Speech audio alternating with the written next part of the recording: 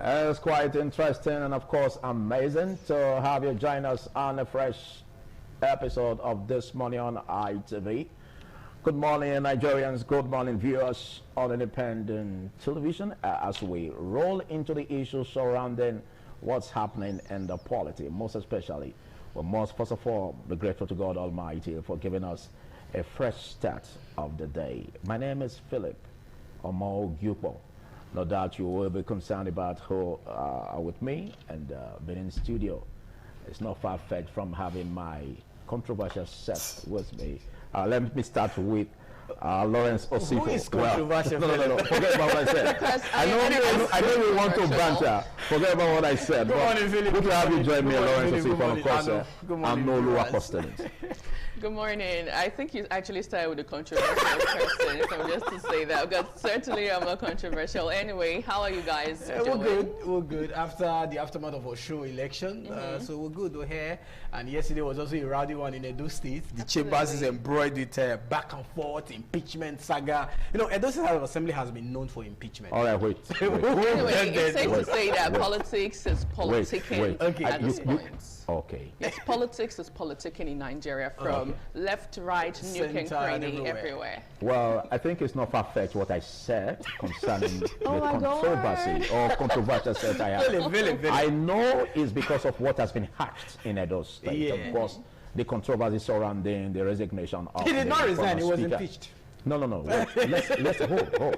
We are getting there. Well, that's also another controversy. Hold. Yeah, wait. Okay. Let me break, please. All right. Controversy surrounding the resignation of the former speaker, Blessing Agbabako. Yeah. That is having issues surrounding if he was really impeached or was it that he resigned, according to what he said, or was he really impeached? Well, reports having that will unfold as we go. But let's quickly join you, Messalina, from our Lagos studio. Good morning, Messalina. Beautiful morning to you, Philip. Good morning, Lawrence. Good morning, Anu. Trust you guys are doing good. It's a beautiful day here in Lagos, and we're grateful to be alive this morning. All right, good to have you join again. Emeka Iheanacho from Abuja Studios. Good morning. Good morning, Lawrence. Good morning, Philip, and Anu Oluwapo, as well as our colleague in Lagos, Marcelina. It's good to have you guys on this morning. Great morning to all of you.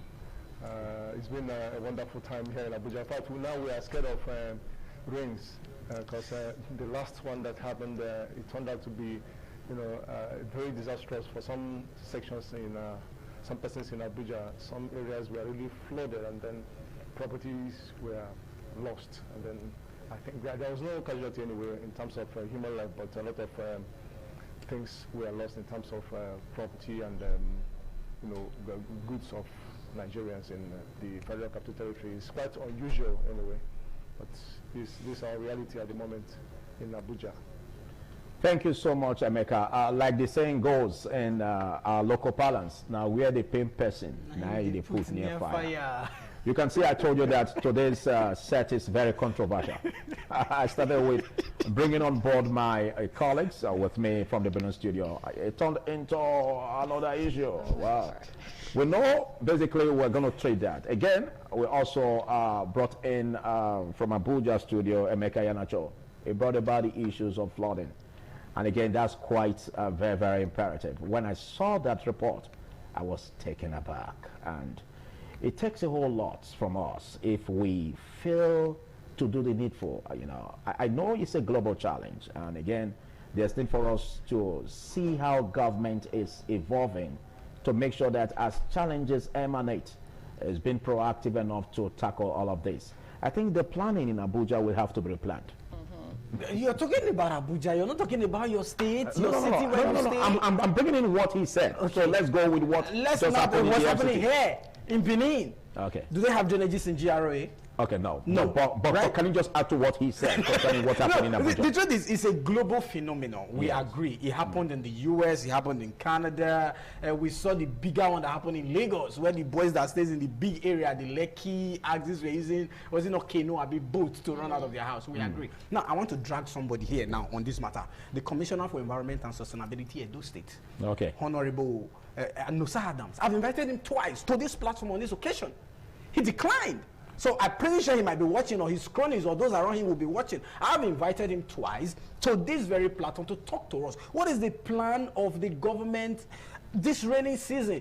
For like 1 week now, it has not rained. Everybody assumes, oh, it's August break. But give it 2 weeks from now, everyone will be flooded again. Look at very close to us here, the S&T.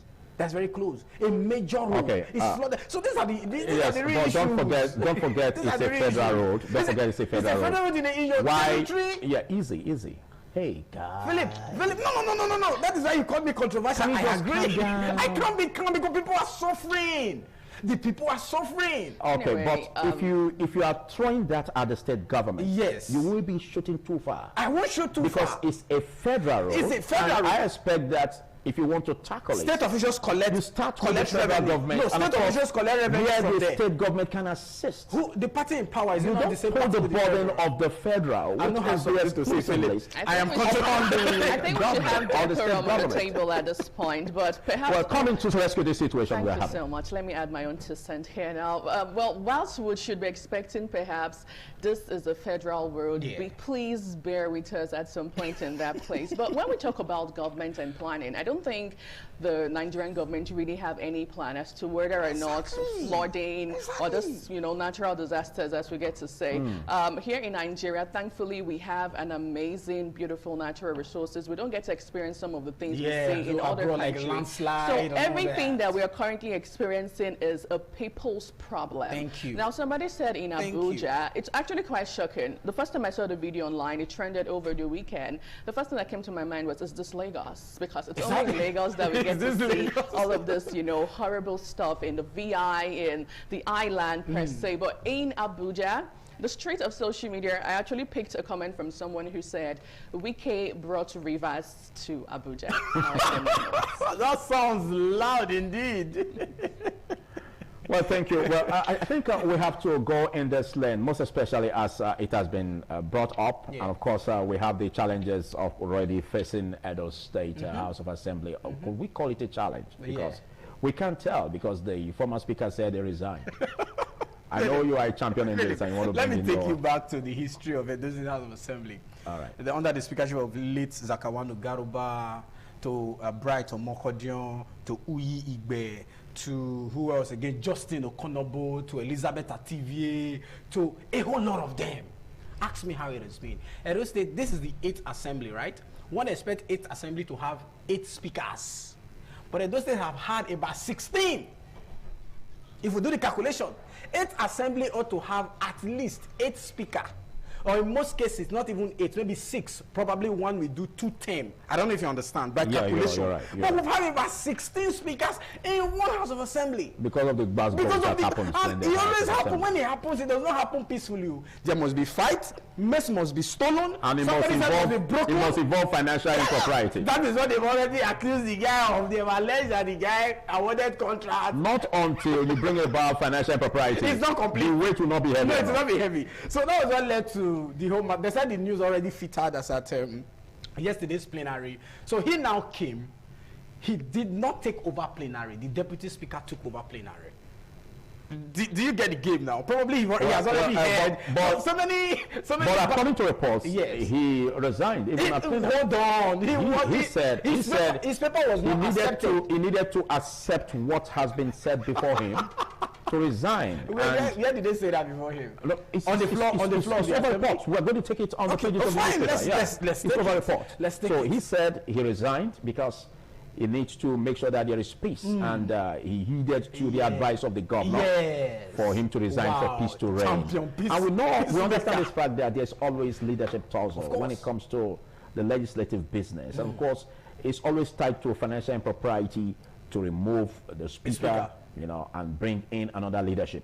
And again, who tells us that the what embroidered the former leadership won't again entangle the new one. leadership. Exactly. We keep having all of these changes, but there's something that has to come in place here. This is the legislative business, and every speaker must be able to carry the legislators along. And at the time they are not able to carry the legislators along, something will happen. Now, it seems the legislature, they even don't know their powers. Okay. The constitutional provision makes Section 4 legislature, Section 5 executive, Section 6 judiciary.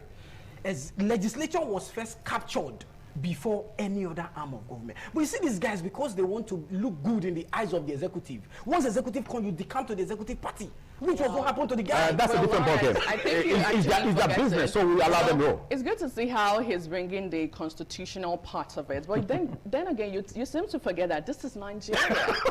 So we can have a constitutionally backed rules and regulation, and then on the floor, it's a different game entirely. Yeah. So it's safe to say, as I said earlier, that politics is politicking in Nigeria at this point, and Edo State House of Assembly is not left out. Yeah. Well, for a lot of persons, what happened yesterday at plenary is not new. It's not a shock. It's not. Because even on the street of social media, very great to always bring out the netizens part of it. We had a video. You know that's where you belong, actually. Right, TMI socials, right? Well, we had a bit of somebody who already gave feelers about what will happen to Blessing Abebaku. Right, that was on Sunday. That was trending on social media. And then Monday came, and we heard the news first thing that he was impeached. Later on, we had to quickly change it. I know he wasn't impeached, he resigned. So at this point, we do not know what really transpired, whether or not he was impeached or he resigned. All we know right now is the fact that it's no longer controversial. It's no longer controversial. We know. New speaker. Can I have the floor, please, gentlemen? So right now we have a new speaker, Honorable Yakini, and a lot of persons are expecting more and a different change from him. But I'm just going to end on this note that it seems to a lot of persons that in Nigeria, he who plays the piper to take the tune. How do you say all of that? I think that was just playing out. And we're going to see more things unfold in the coming days right here at Edo State House of Assembly. He was not impeached, but he was also suspended, though. Let's not forget. So you cannot suspend investigation to be he was impeached and suspended. He was suspended for 3 months. He was suspended for 3 months. It means 3 months. His constituency will not have representation. The people of Oman West will lack representation for 3 months. Well, and somebody's telling me he was not impeached. Well, like you said, like Anu said, which we all know. He resigned. Yeah, like Anu said, which we all know. Right. For it to happen, there must be smoke first before it comes with fire. For it to happen, we already knew, and it's already everywhere. And even the speaker even said it. It wasn't hidden that there was already a pressure on him for him to resign. Who pressurized him? And if you fail to resign, excuse me, if you fail to resign, then basically you will be impeached. And reports have it that 18 of the legislators out of 24 were already out to remove him. And that would have happened yesterday morning. Well, let's get your thoughts on this, Emeka, from our Abuja studio.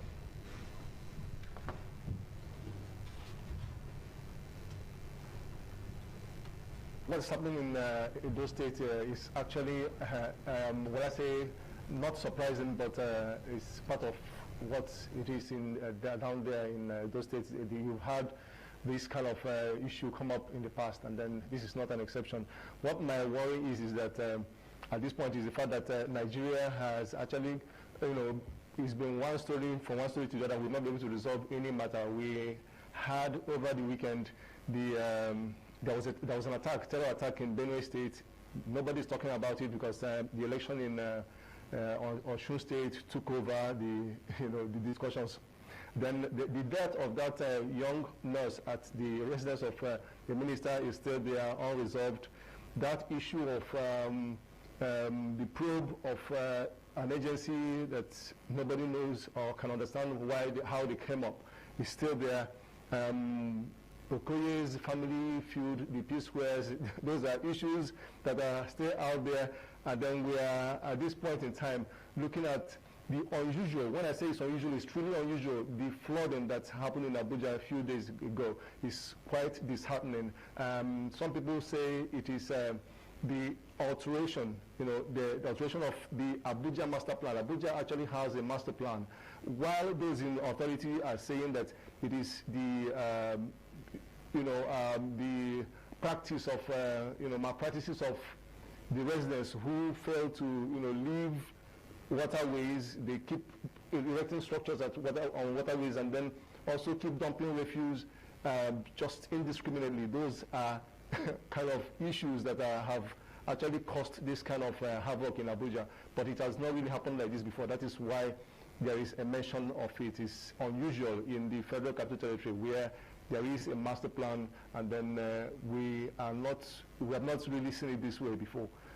Cars were submerged, and then buildings, I think, collapsed, and then a lot of things happened, and then we are hearing that the FCT Minister, Nyesom Wike, is going to go around this morning to look at those areas and know what actually transpired, and perhaps see how he can bring succor to those who are affected.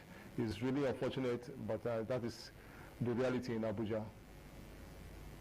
So much, Emeka. Let's get how it pinches you, Messalina from Lagos studio.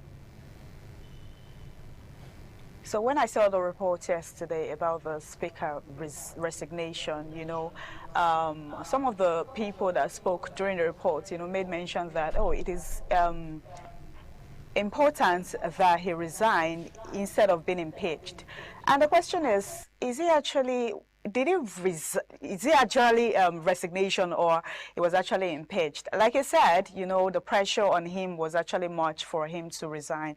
He had to resign. Like Anu said, politics in Nigeria is politicking, and it has gotten into Edo State. I mean, nobody know what happened, for him to be pressured to resign, and now he has resigned. And most of the person that spoke said the fact that he resigned is actually better than him being impeached, because it would have, actually affected his political career. But from Lagos today, we'll still be looking at the, Osun State election, Adeleke's win. We will be looking at it, the intra-party disagreement, what has transpired, how it will affect 2027 forthcoming general election. We all know the campaign is starting soon, tomorrow, I guess. And, election is just by the corner. What happened in Osun State, even though some persons are saying that, you saw that the voters came out to vote and their votes count, and some other persons, are saying that we shouldn't be fooled by what happened with Osun election, thinking that is how it's going to be in, the forthcoming presidential election. But at the same time, we all saw what happened. We're going to be talking about the vote buying, intra-party disagreements, Osun election general as a whole. So that is what we're going to be talking about from Lagos today. Messalina, thank you very much, Messalina. A whole lot we must say, but do we have enough time to talk about it? Just like what Emeka said, a lot that we have not even spoken on, but well, God will help us. We're going to be also having all of these discussions surrounding the Osun election from Benin studio, and of course also look into the what is happening in the Edo State House of Assembly, the leadership tussle in the Edo State House of Assembly, and how it turned in the new speaker and person of Right Honorable Yakene Idiaye from the Akoko 1 constituency. And of course, we look at all of this. We will be having a one-on-one touch with the Right Honorable, who is now the new majority leader, and the person of Honorable Sunday Ojeziale shortly. Well, we will be taking a short break. We take a breather. No, we take a breather. We take a breather because I know you want to say something. I hope Edo State House of Assembly does not turn out to be like that of Lagos. I know you can remember how Lagos played that now. Exactly, the Obasa to Miranda, Mojisola. We don't have factions. I don't think we have factions. Can tell. I don't think we have factions because we already have a team member who are to moving. You are not so the rest of them there could be some factions on the ground. I think with everything, there can't be factions. With everything has been spoken so far, I feel like one thing we missed out on is the speed at which it was done yesterday. Everything just happened within the space of 24 hours. Yes, I think somebody resigned and we had a new person sworn in immediately. And they went to, I think governor, they made the governor as well. No. The former speaker has calmed everything down. The former speaker said he has resigned. For peace to reign. Yes, for peace to reign. So which means we are not holding on to anything that has to do with tussle. Philip, he resigned and you're suspended. He said he resigned, and in his words, that he yielded to what the governor said. He advised that he should leave the state for peace to reign. Still learning, and then we saw the governor, even the governor, even received the new leadership, and congratulating the leadership. So congratulating them. It has ended. It has ended. Although Shada in the immediate area has ended. Well, we will be looking at what the comments of the Right Honorable Sunday Ojezele, who is the new majority leader. We will basically hear from him and see if really it was resignation. Okay. Or impeachment. All right. I think we'll put a break on there. We'll take a short break, and after we look at the pages of the newspaper. Do stay.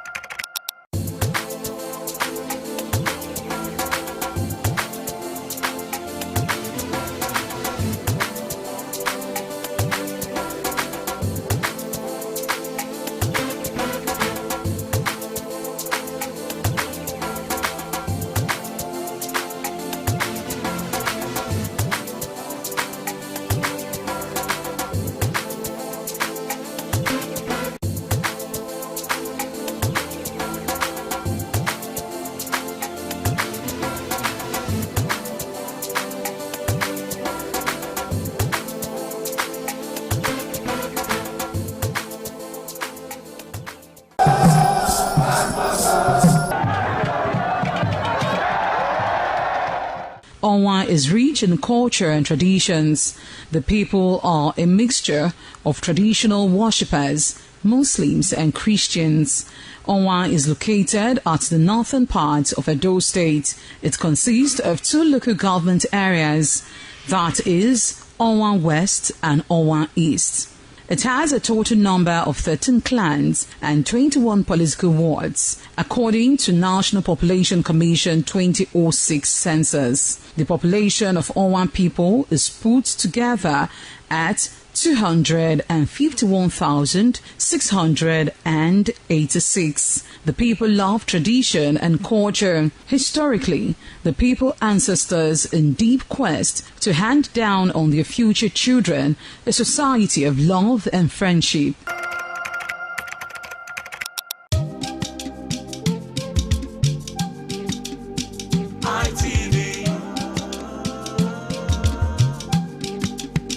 ITV ITV, certainly the best.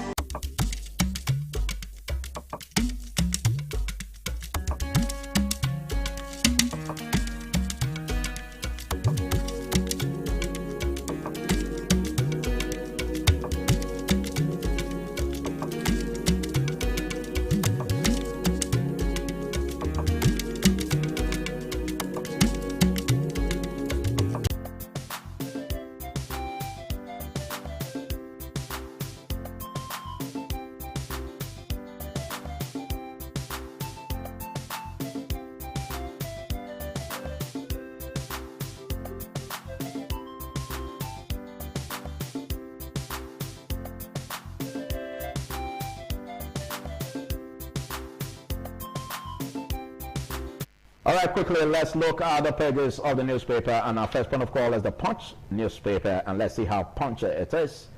On the Punch, we have the major headline here begging for attention. It says 31 states spend 252 billion naira on security in 6 months.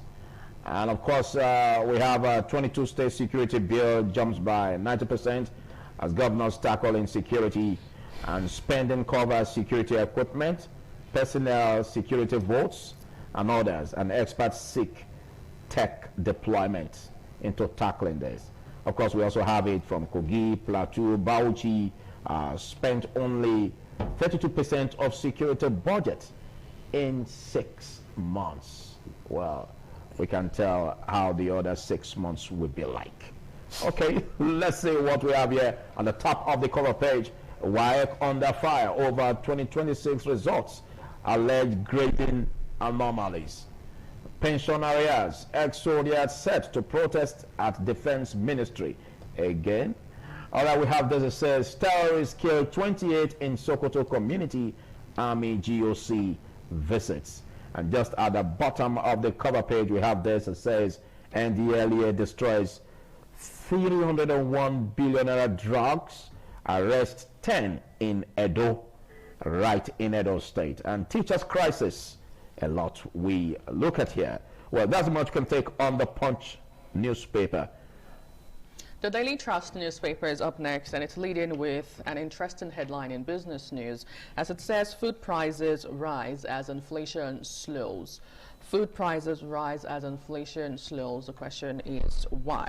Now, interestingly, on the front page of the Daily Trust newspaper, we have pictures there of what went down in Abuja over the weekend, as it says that some of the houses flooded after rainfall in Maitama Extension. Flooded Abuja mansions raised questions over green areas on page 7.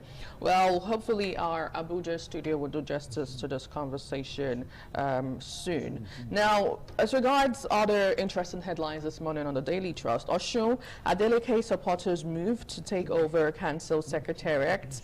On page 10 of the Daily Trust newspaper, NDLEA destroys 301 billion naira drugs in Lagos. On page 17, 23-year-old hacks mother to death. Still on page 17 of the Daily Trust newspaper. Away from that, over 200 lecturers resigned from Kaduna University. The question is why? Well, on page 7, you find out details of that story. Campaign cancel, consultations intensified as INEC lift ban tomorrow. And finally, on the Daily Trust this morning, NICOM recapitalization fee raised dust. All of this and more on the Daily Trust today. All right, on the Nigerian Tribune, which is the one I have here, because the catchy one from Edo is here. We have on the masthead is raising with UK raises concern over vote buying. NBA warns of Beavers challenges ahead of 2027 election. That was after the Oshun election. On page 7 above the masthead, Nigeria's inflation drops to 15.43%. Food prices remains high, month on month. This is according to the NBS. They released the statistics yesterday. Also on page 6, EU approves $1.5 million emergency aid for Nigeria's cholera response. NDLEA destroys 301 billion naira worth of cocaine, heroin, opioids, others in Lagos. EFCC probes undeclared $73,000, £159,000 intercepted at Kano Airport. Customs hand over 399 seized rifles to Office of the National Security Advisor, NSA. Sperm count falls as body fat rises. This is according to study that's on health. Then 22 killed as bandit attack Sokoto community. And finally, on the Nigerian Tribune, Edo Assembly in fresh leadership crisis as Speaker resigns, 2 others removed. That's on page 15 of the Nigerian Tribune. I have to take that part. Oh yeah, very important. Very important. I wanted to even raise it on the Vanguard newspaper why he resigned, according to what he said. But yeah. Well, it's all enough for you to go dig into the stories properly by getting to the nearest vendor close to you, and of course go online.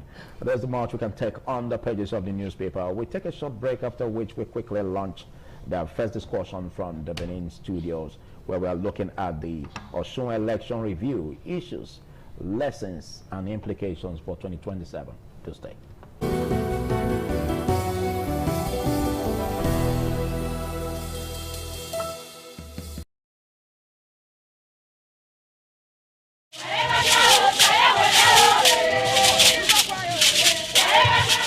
In a rare display of botanical brilliance, the palm tree defied natural norms, sprouting multiple branches that bear fruits. This rare occurrence has become a wonder to many, as experts are calling it a one-in-a-million phenomenon.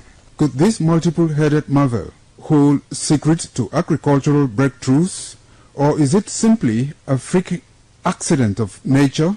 An agronomist with Nigeria Institute for Oil Palm Research, NIFOR Benin. The strange palm tree also raises issues of a blend of science with human interest and cultural significance for maximum impact.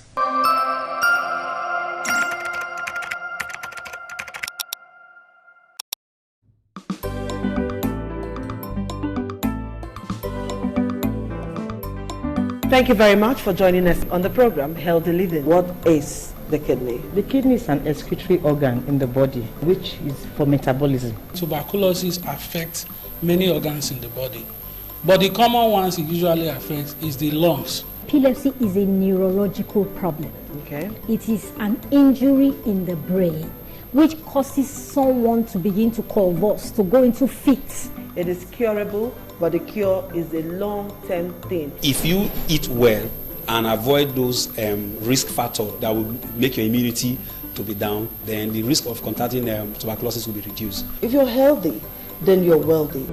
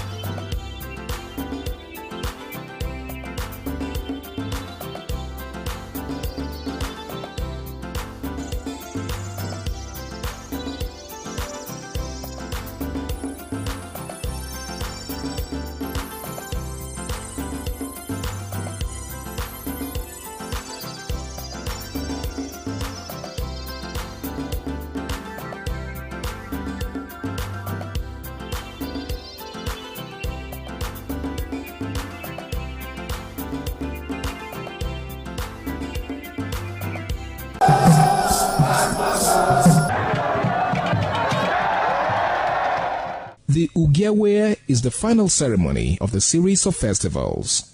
It is one of peace and lightheartedness, following the more solemn of the ritual year. Ugewe is the festival of the Ewe leaves, a symbol of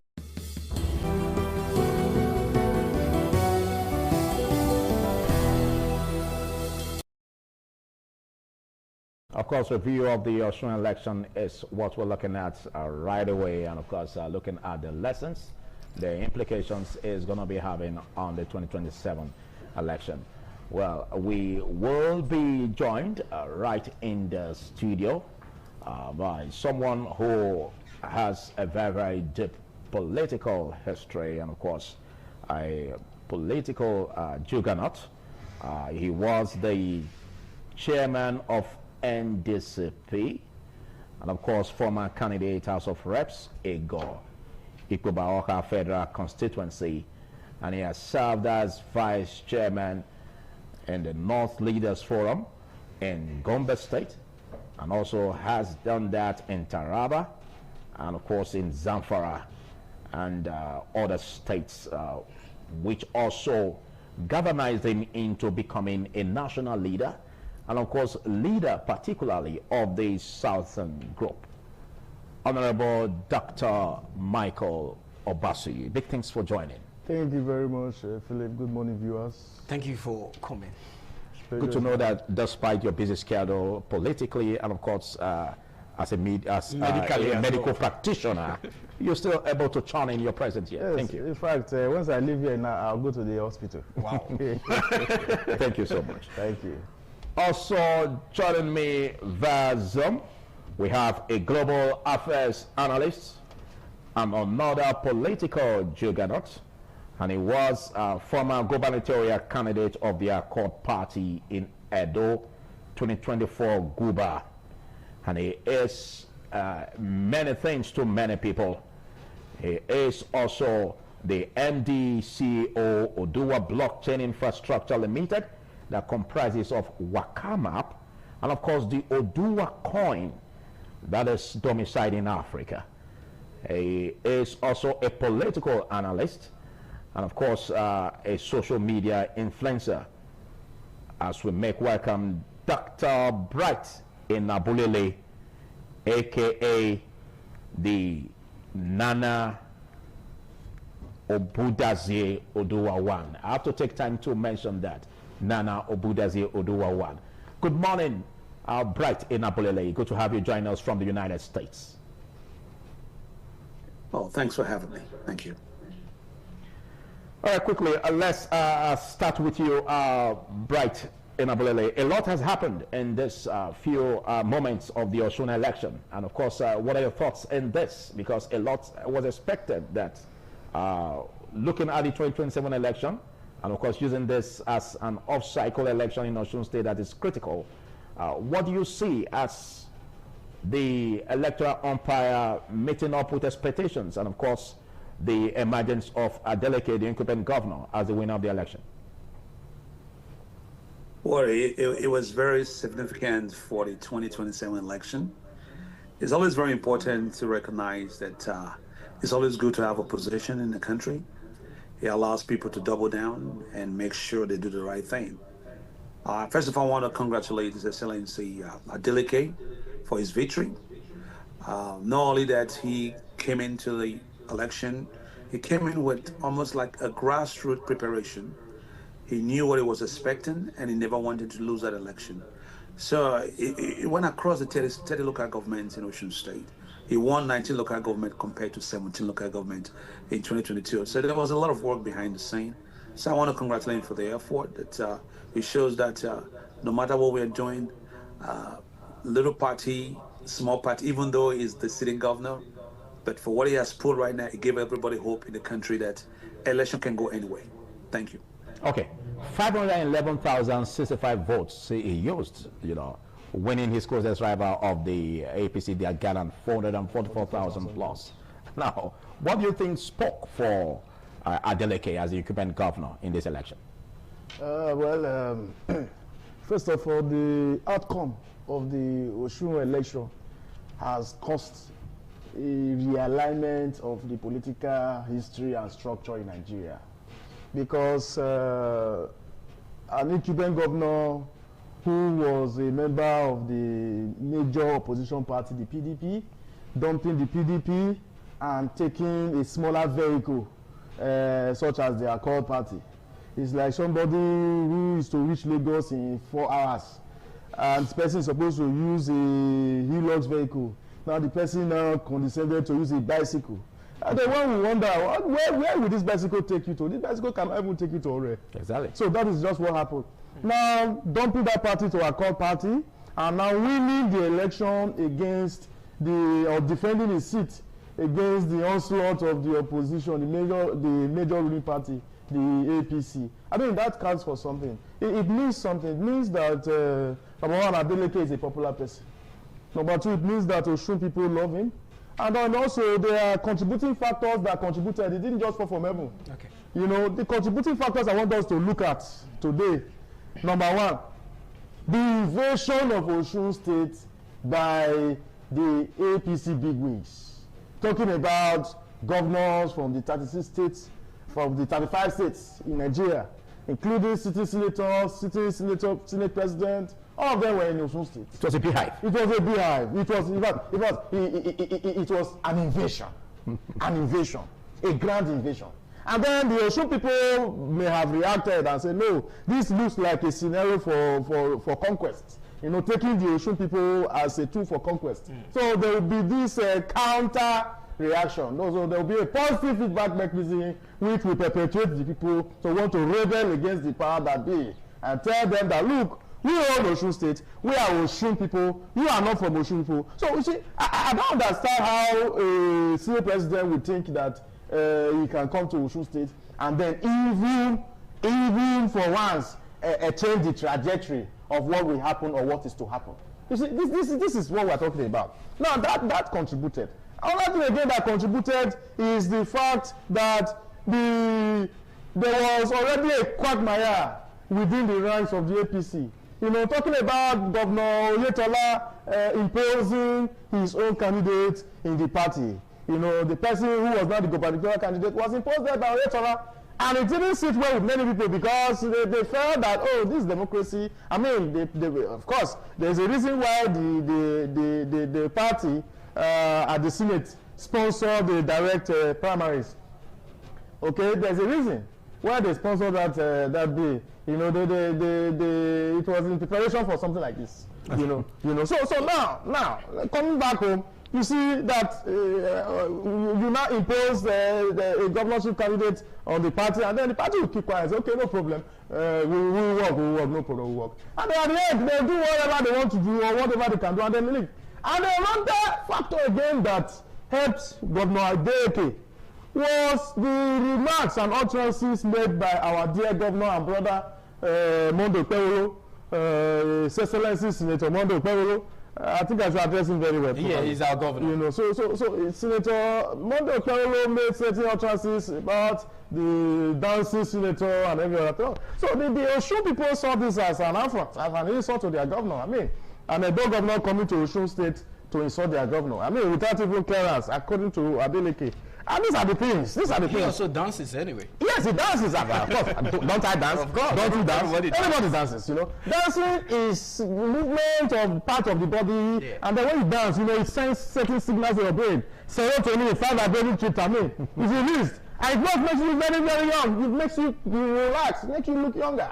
Like me, there's no day I don't smile. There's no day I don't dance. There's no day I don't sing. Because these are activities that keep the soul together. So if somebody has done that and then the person says that is his hobby, then let the person be. Okay. That is different from governance. So for me, these are some of the factors that led to his winning the election. And then, of course, we must not also forget the Davido factor, the Davido triple factor. You know, Davido was able to galvanize the sympathy of the youth in Osun State and beyond. I was able to also attract international community to hold the INEC people and the government for accountability and transparency.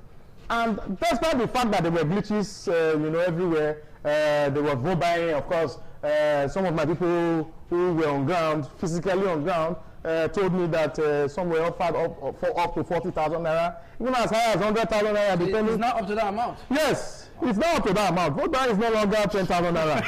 It's not up to 40. In fact, let me tell you, as a politician, I can tell you that when we prepare for election, for some of us who the people are behind, we invest in the people. But for those who the people are not behind, what they do is invest in money. They invest in vote buying. So there's a particular fraction of money when you are campaigning that you put in your wardrobe and say, this is for vote buying. Set aside. This is set aside. It's a budget. It's a budget. Okay. If you don't do it, then you fail. Okay, let me go to Dr. Inabulili in the United States. Doc, I know you can hear me clearly. Now, let's look at one of the factors too from my end. Do you think the people of Osun were tired or are tired of the administration of APC? The reason being that policies at the federal level and some state governors and all that. Do you think that was the reason the people gave their mandate again or their vote again to the incumbent governor? Let's take away the power of incumbency now. Yes, he's a sitting governor and he's going for another term. But from your point of view, do you feel that the people of Osun were tired of APC's administration and they say, oh, like the illustration he gave, somebody going to Lagos instead of going with a Hilux van that takes you to Lagos in the next 4 or 5 hours, you're using a bicycle that will take you for 10 or 15 hours, as the case may be. Were the people tired? Well, let me just say something very important here. The governor put a lot of work. Don't forget, when he left PDP, he didn't leave PDP alone. He left PDP with the entire structure. And when he ran in 2022, it was just PDP, Adeleke, and the election. Now it was PDP, Adeleke, and Accord Party. So there was a lot of, across the 30 local governments, there was a lot of sympathy votes for Adeleke because they were thinking, just look at the amount of APC powerhouse that went to Osun to make sure that the election went a different way. And the people were happy with Adeleke. They wanted to prove it wrong in 2027 and say, we respect our vote, and if we have a choice, and the voice of the people should play out here in this election. And they actually did. If you look at this election, last election, Adeleke only won 17 local government. This election, he won 19 local government. He also won his polling unit by 421 votes in Ede. So people just want to make sure that Adeleke has nothing to leave behind for APC. Look at the last election. Now it's almost 500,000. The last election was 403,000. So it's a big margin. So there was a good turnout for Adeleke because the people wanted to make sure he's the returning governor of Osun State. So there was a lot of sympathy vote. There was a lot of participation. There was a lot of we are tired of APC. They were tired of APC in Osun, for real. The people were tired. And they wanted to let people understand that whatever happened in 2026 is going to play out in 2027 if APC don't clean up their house. Okay. So I congratulate Adeleke. Yeah. That brings me to one more question before we come back to the studio. Now, the governor, after he won, went on a broadcast appreciating the president for, I don't know the reason behind it, but people are already picking that statement. Why should he appreciate the president because he won?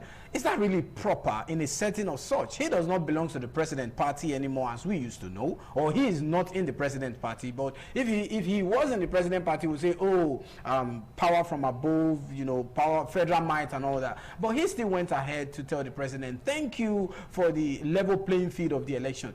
Would you say in your own, thinking or thought that what he did was right? Because people are already faulting that broadcast he made.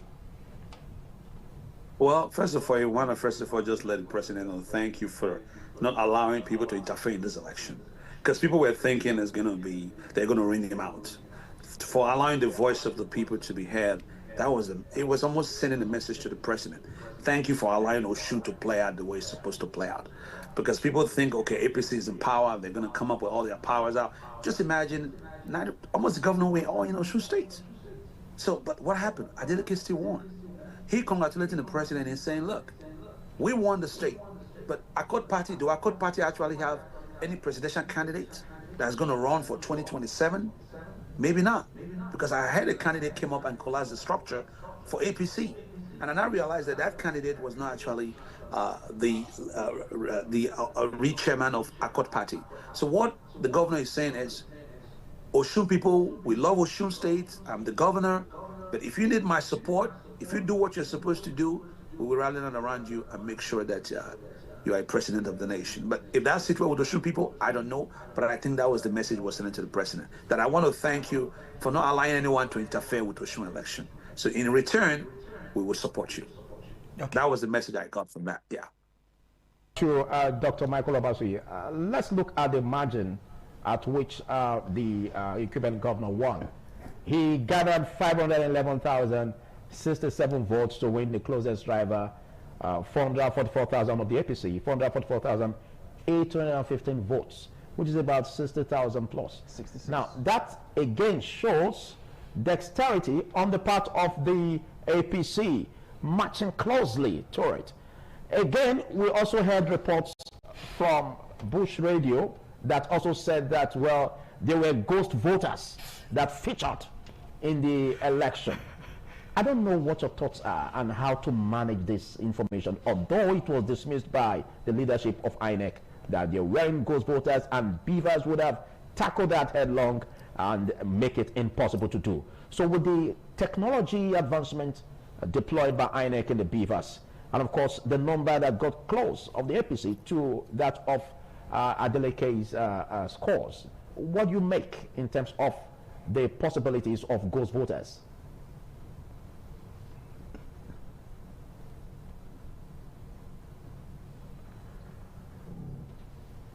I'm afraid we have a challenge getting across to you, Dr. Bright Enablele. Can you hear me, please? Oh, no, I can hear you now.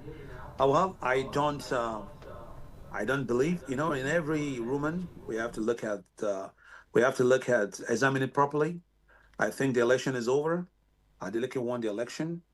Well, people will come up with different sentiments and accusations just to marginalize his victory.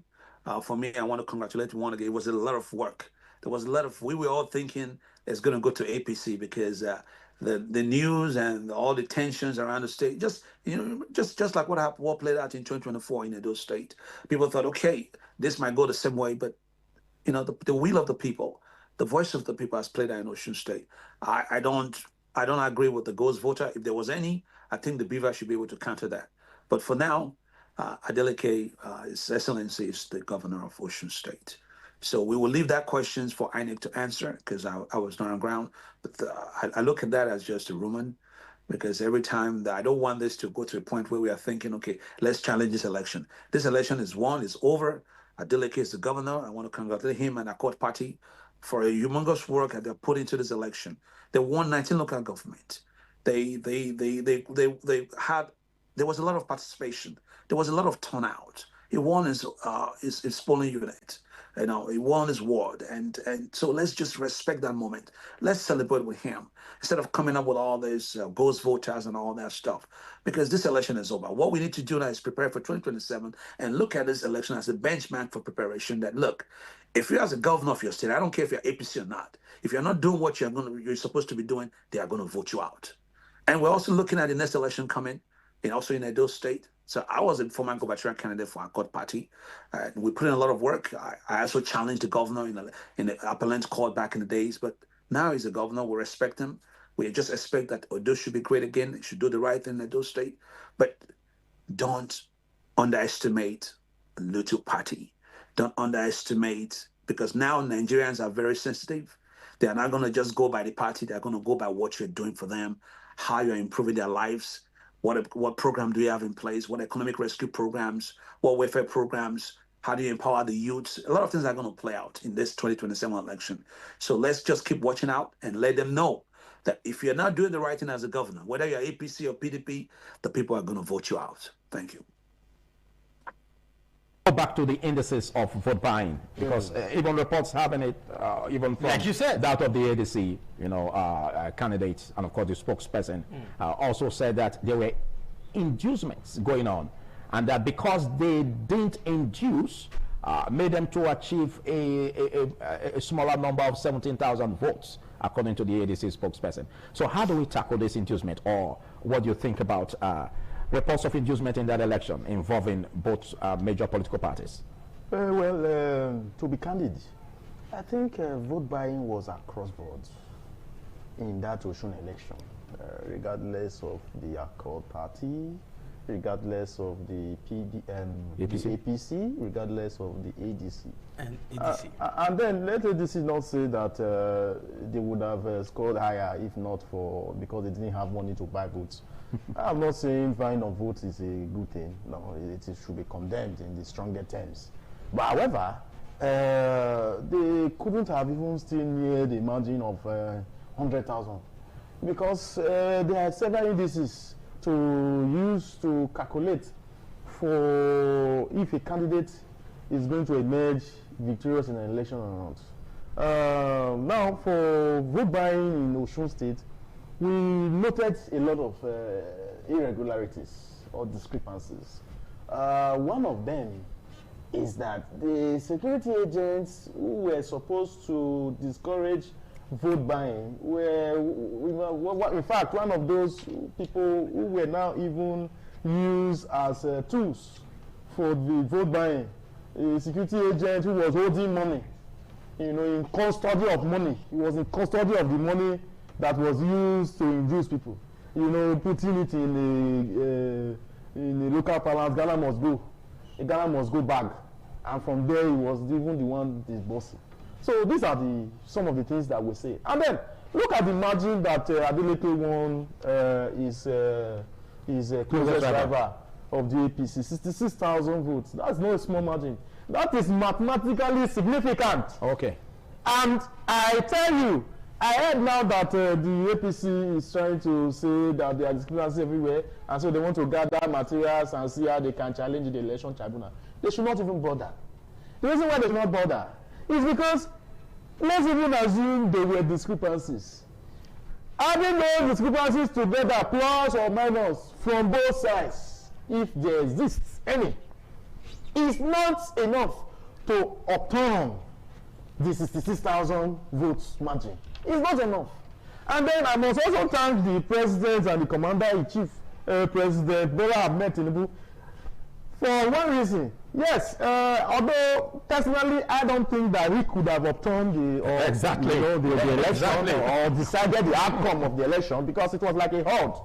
The election was like a tsunami. Mostly, if you look at the turnout, over 50% of the election. 43% turned out in that election. Total number of accredited voters were about 1,011,000. Yeah. 1,011,000 were accredited, and around 2.3 million total registered voters in Osun State. And 1,011,000 turned out for that election. That's more than half. That is 43%. It has never happened like that before. The last time that thing happened was in Edo 2020.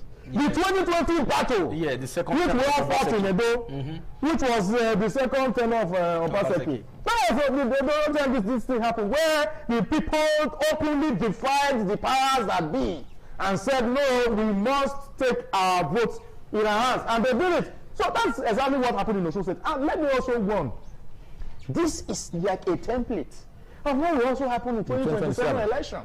Although, personally, I think that Mr. President may have been very political by trying to, stay aloof the election, trying to paint a scenario of, I am a democratic person, I stand for democracy. You stand for democracy? Is democracy selective?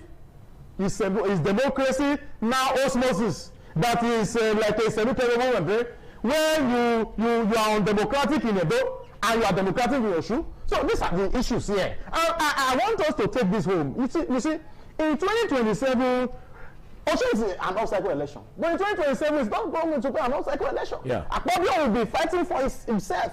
Oshobola will be fighting for himself. Myself, I'll be fighting for my people. The Mr. President will be fighting for himself. So everybody will just be fighting for themselves. So nobody will have time to come and be listening to another person's headache. In fact, the last time something like this happened was in the the election of 2023, when Labour Party swept through like a locust across the nation. And in that election, you see, the people did not want any money. They collected the money from you, and they vote their conscience. And that was exactly what happened in Osun State. People collected as much as 100,000 naira from a certain candidate, and they still voted their conscience. So I think right now, people are afraid. Certain bad politicians are afraid because they know for sure that they are in trouble. What happened in the Osun State is enough to give somebody panic, especially if that person has evil intent.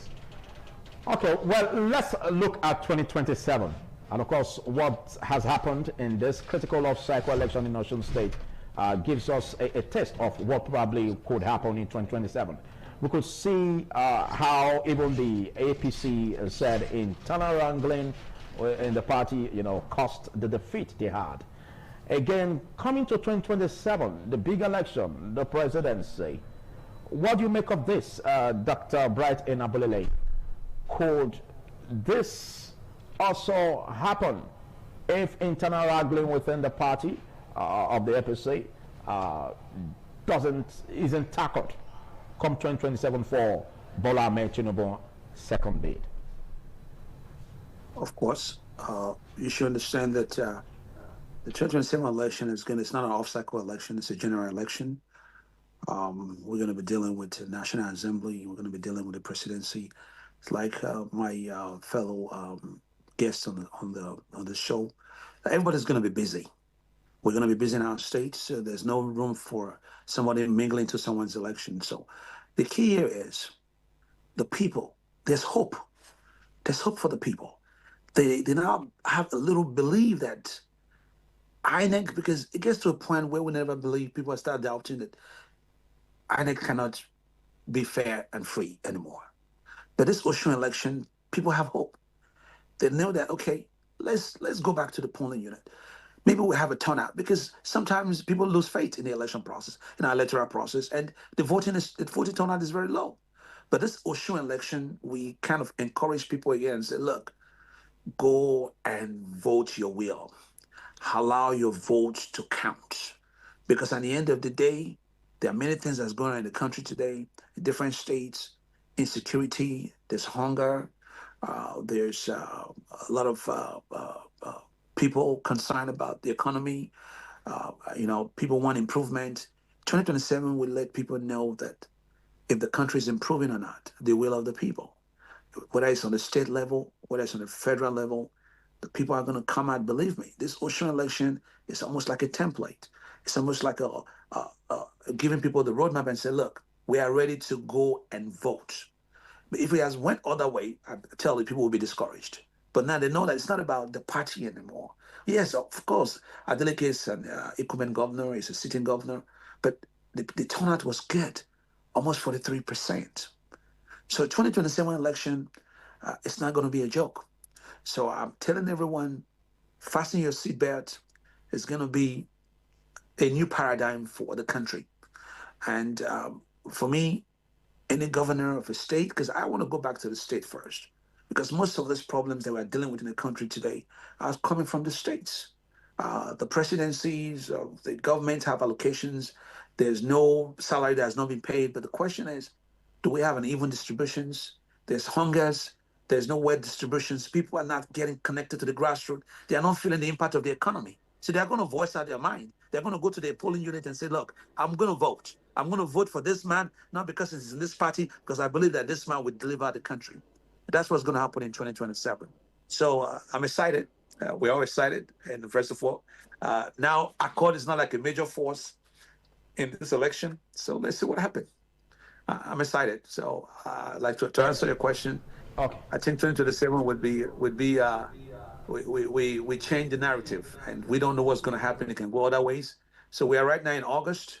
So let's see how the campaign plays out, and people will now fill out. And let's look at the manifesto of all the candidates and see how the party plays out. Because right now, we don't know where the country is going. That's also is about political structure. Yes. And we understand the fact that even the Edo State governor was there, to garner support for the APC. Yes. But again, we also understand the 27 election is coming shortly, yes, and the governor of Edo State has really promised to provide 2.5 million votes. As a guest, what we have in Osun State just now, and the electorate turning out in huge number, do you see political structure counting for the ruling party come 2027, or the electorate determining it?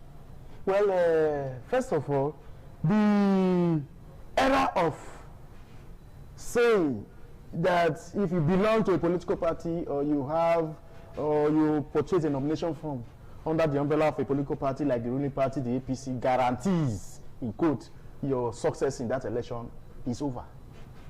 It is very clear in this Osun election that a ruling party with all the governors in place, with all the funds in place, could still lose. And then when you talk about 444,000, the candidate got 444,000. Yeah, by the APC. Are you saying but that's another huge number? Yes. Are you saying, because there are questions we ask when we hear things like this.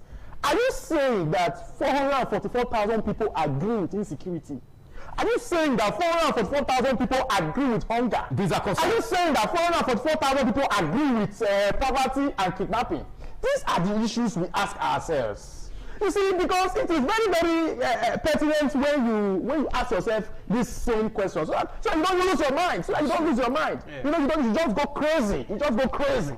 You just pull your shirt and you just enter the streets. But don't forget political structure. When you hear that, could have also come. Let me tell you, there's nothing like political structure. Who are the political structure? But the politicians, so I can tell you about political structure. They have APC members. Listen, let me tell you, even the APC members they have voted against them. Yes. Look, hunger touches everybody. Of course. Poverty touches everybody. Insecurity touches everybody. The other time, was it not one of them that they kidnapped his nephew? The former minister. Yeah, exactly. One of them, Adelabu. Exactly. So it touches everybody. Yeah. So I can tell you, I have friends across all political divides. As leader of the Southern Group is an apolitical group. It's an apolitical organization, just like the Northern Group of Nigeria. Now, I can tell you that, yes, we have friends all over, and they're all complaining. So it's not about me. It's not about Edo State. It's about Nigeria. Now, back to your question. Yes. You see, we must be very, very careful because people are watching.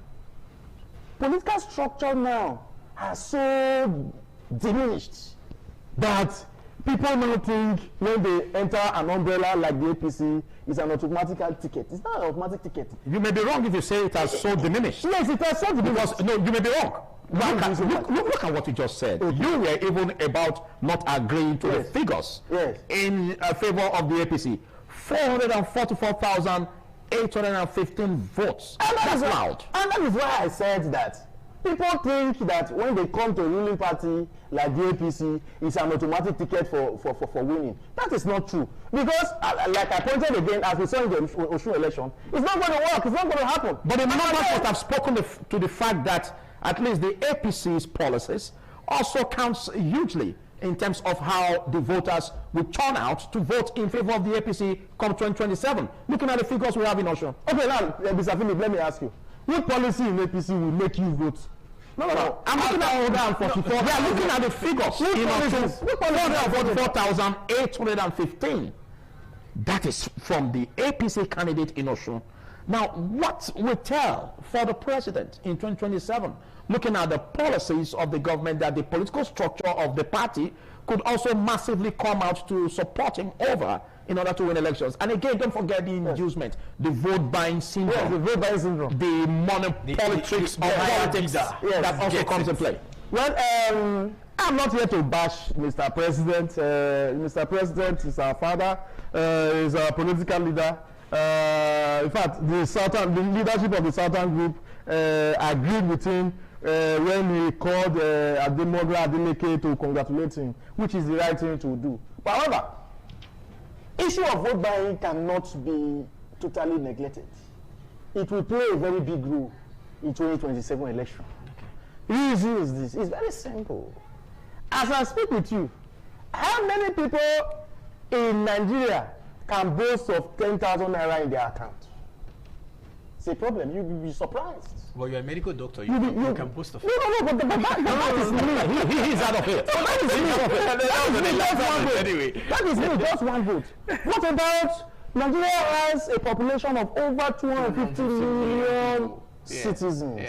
Of these 250, I know many people call me daily to say, leader, not today, leader, not today.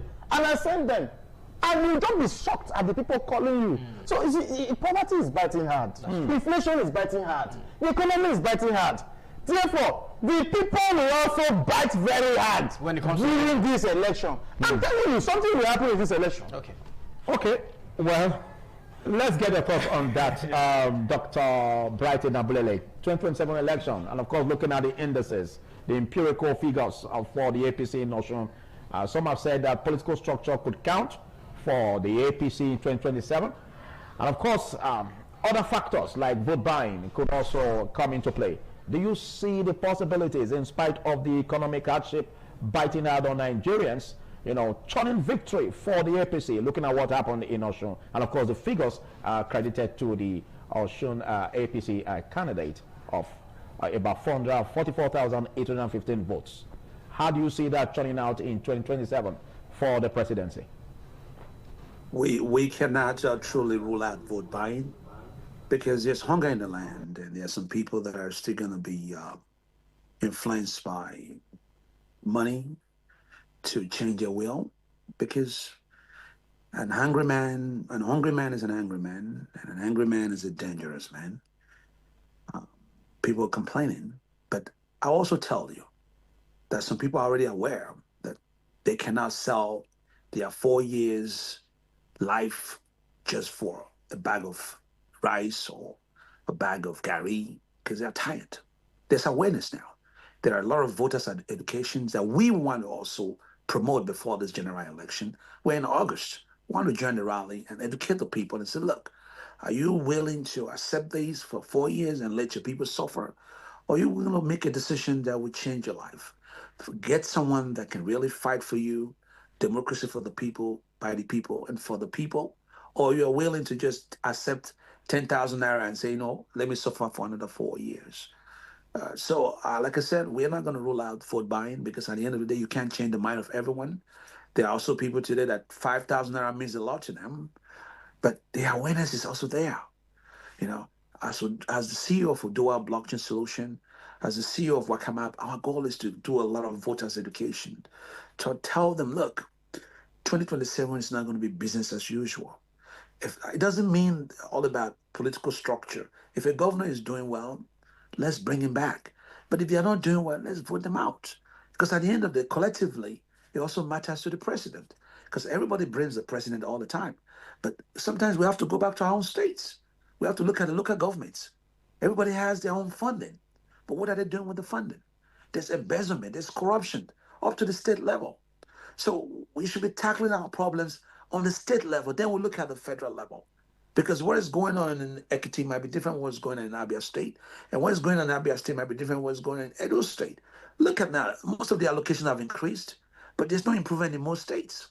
So it goes to the question is, are the governors doing the right thing? Or they just have immunity to do whatever they want? So my opinion is, let's go back to the grassroots. Let's look at our local government chairman. They should be all responsible. Let's look at our governors who are in charge of the state welfare, who are the #1 security of the state. Are they doing properly? Is there a distribution of wealth? Have they reduced any stress? Is there insecurity in that land? Because we cannot just, it doesn't matter if it's APC, we cannot just hide under the umbrella of political party and just continue corruption. We should look at the candidates themselves.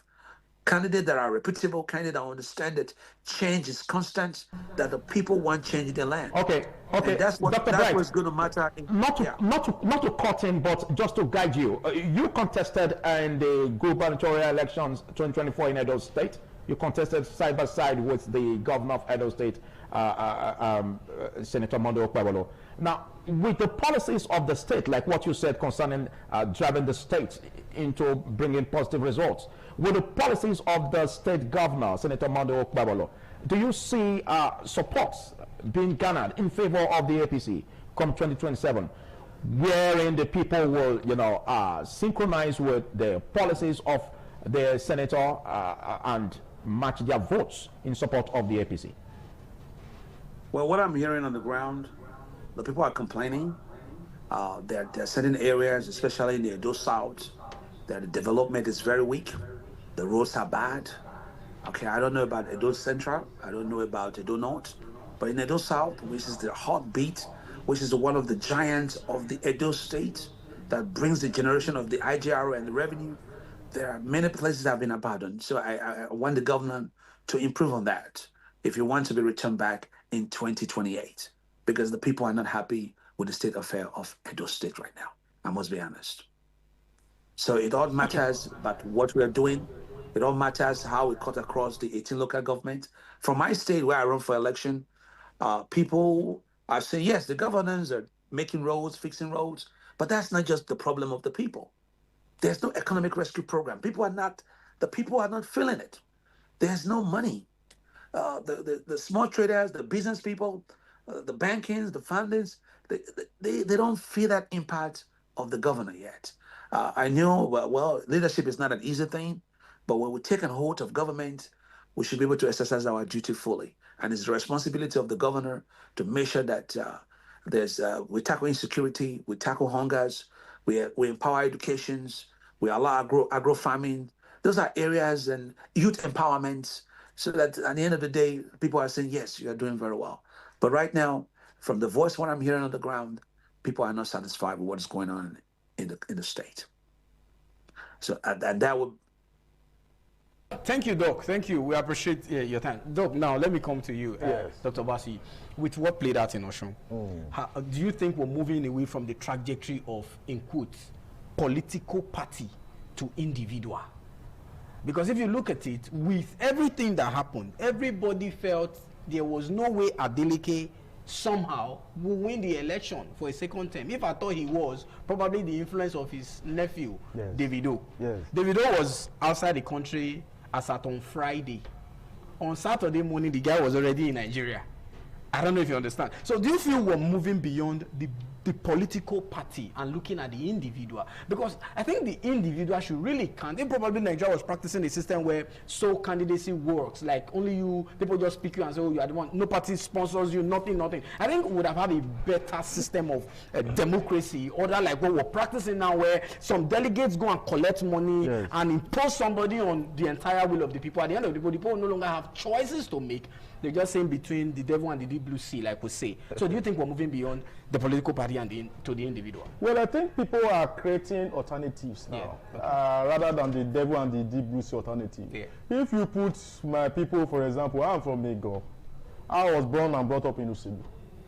My ancestors came to Usulu when Usulu was a bush part. So I know all the houses in Usulu. I can tell you, Usapolo lives here, Usas lives there, this one lives there, and this one lives there. So that is it. So now, if you put people in between the devil and the deep blue sea, they will defy the devil and defy the deep blue sea.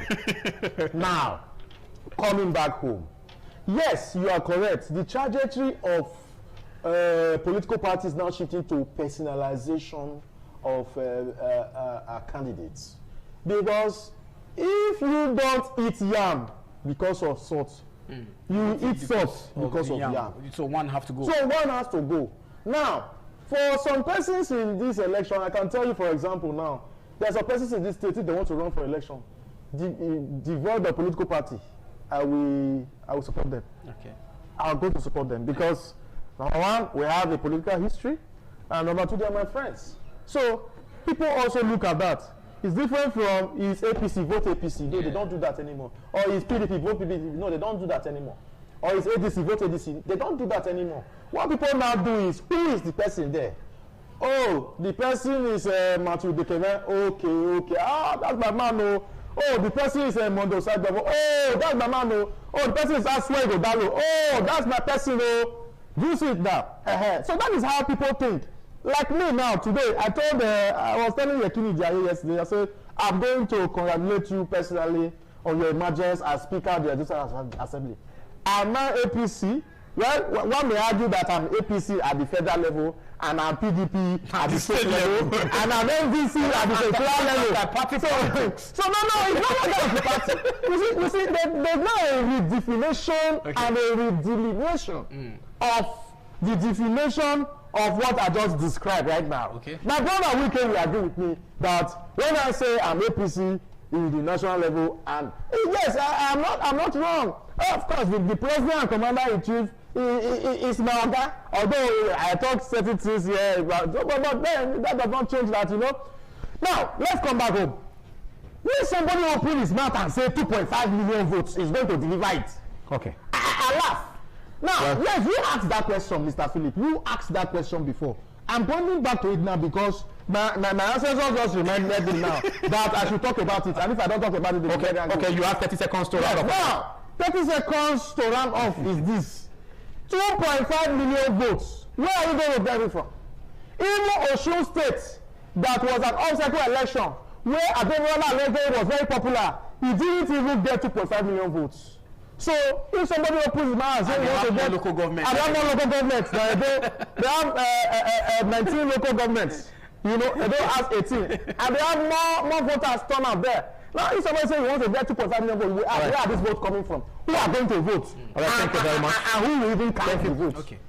Thank you very much, Dr. Michael Obasuyi, for taking our time to be part of this. And I want to say a big thanks to you, Dr. Brighton Ablele. In 10 seconds, can you round off, please?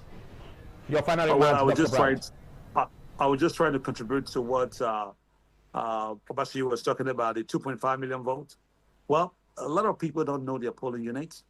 And you can realize 2.5 million votes if you have a lot of, across the states, a lot of nationwide campaign, voters engagement, voters education. And that's why they should engage WakaMap, so that we can help them spread. Because I don't think we can get 2.5 million votes where we are right now. Thank you, but Dr. If the governor is very serious about 2.5 million votes, he should make sure he has voters education going across the state. Thank you very much for having me in the studio. Big thanks for taking our time to be part of this and for denying yourself of sleep to be part of this. Well, we'll take a short break, after which we'll be joining Abuja studios for their conversation. Do stay.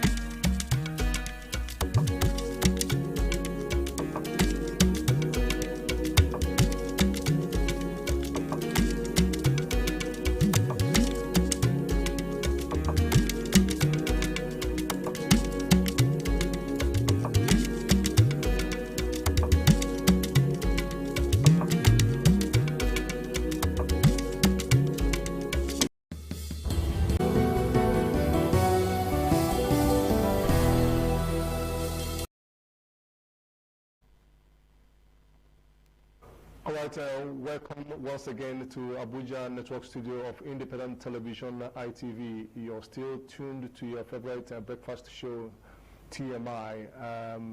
You know, it is no longer news that incumbent governor of Osun State, Demola Adeleke, emerged once again as the governor of the state. He is to run for another 4 years in office. This time, he actually came on board on a different political party, unlike the last 4 years of his reign as governor. The election must have come and gone, but there are a lot of reactions still following that process. Meanwhile, during the build-up to that election, of that exercise, a lot of dust were raised, a lot of violence recorded. About 18 persons, according to some reports, lost their lives during the build-up to that election. And just as the election had taken place, and then after, a lot of things have been happening, and those are areas we will be looking at here, and then a glimpse into what is likely to happen in 2027. This is a continuation of the discussion here in Abuja, and then we'll have some of our guests on standby. For the moment, we have Dr. Chinedu Obi, who is joining us via Zoom. He's the national chairman, National Rescue Movement. He's to help us analyze further what's transpired in Osun State, where we have Demola Adeleke re-elected as governor of the state. There are a lot of things that have transpired, and then we would like Chinedu, Dr. Chinedu Obi, to help us analyze them even further. You know, we witnessed during the build-up of this election, I will say good morning to you, Mr. Chinedu, for joining us. Thank you for being there. Good morning, bro. Can we hear you? For inviting me, and good morning, Nigerians. All right. Yeah, it's good to have you join us this morning. We witnessed the build-up to this election, in fact, the exercise itself as well, and then the aftermath of the election. Are there lessons to be learned, you know, through the entire process? You think there are lessons to be learned during, you know, for what must have transpired? Do you think Nigerians have lessons to learn through that process? Okay, once again, I appreciate you for inviting me, and to say, yeah, there's so many lessons to be learned. The build-up to the election was tensed up. There's a lot of politicking. There's a lot of escalation of, if you like, crisis. In your report, you talk about 19, but the records we had, that as much as 29 people died before that election. So much so that many of us were highly agitated. That are we actually going into election, or is this a war? Yes, some political philosophers will say election is like war without bomb. But you now notice that in the case of Osun, it became like a war with guns, which is not expected in a democracy. But principally, what is the biggest lesson from this? The biggest lesson is that, like I've always maintained in this studio each time I come over, that the power in a democracy belongs to the people. The citizen is the greatest office in a democracy. The Osun people have proven it, they have shown it. Recall that when DP started having some leadership issues, the Ademola was in a confusion as to where to launch his re-election bid. He even made an effort to go to the APC, the ruling party, which was what his colleagues were doing across the country. But some forces within the APC made it difficult for him to move over. And as a man who believes in himself and the power of the people, he chose a remotely unknown Accord party. And today he has shown and proven that point that I've always made, that political parties in Nigeria, 22 of them, each one of them has the potential to return a leader. Each one of them is big enough to return a leader. What is important is the character of the leader in question. Nigerians now know that they can rally around a candidate of their choice and elect that candidate. So the will of the people is what we have seen clearly. Again, is the reward for hard work. They always say is more work. If a governor had, over the last 4 years, touched the life of his people through intervention in all the sectors, health, education, infrastructure, and the election should be like a referendum on his performance. Now, what Osun people have said is that they appreciate to a very large extent what the governor had done for them in these 4 years, and are willing to reward him with re-election. And the confidence of Ademola going to a remotely unknown Accord to say, let me test my popularity with a new party, and has proven, like he said, is the bulldozer. He's been able to bulldoze his way against all odds. The build-up to the election shows even, if you like, deployment of state institutions against him. EFCC tried to freeze the state account. There were reports of state interference. Yet, the power of the people played out. So we commend the people of Osun State for rewarding hard work. That will propel future leaders to know that if you on your mandate, if you deliver on your promises, the people are willing to reward you with re-election, because reward for hard work is more work. Then for those who also... A moment, Dr. Chinedu. Thank you so much for your thoughts on that. Let's have Mark Adebayo, who just joined us now, who is the national spokesperson, Coalition of United Political Parties, who just joined us again via Zoom to give us his thoughts on what also transpired in that Osun State governorship election, which Ademola Adeleke has actually emerged as the governor again for the second time to lead his people. There are lessons again. I would want to ask Mark Adebayo on what transpired there in Osun State. Thank you so much for having me. Incidentally, Osun State is my state of origin, so I understand the socio-political landscape very well. You see, the biggest lesson, especially for the opposition to learn, meanwhile, let me,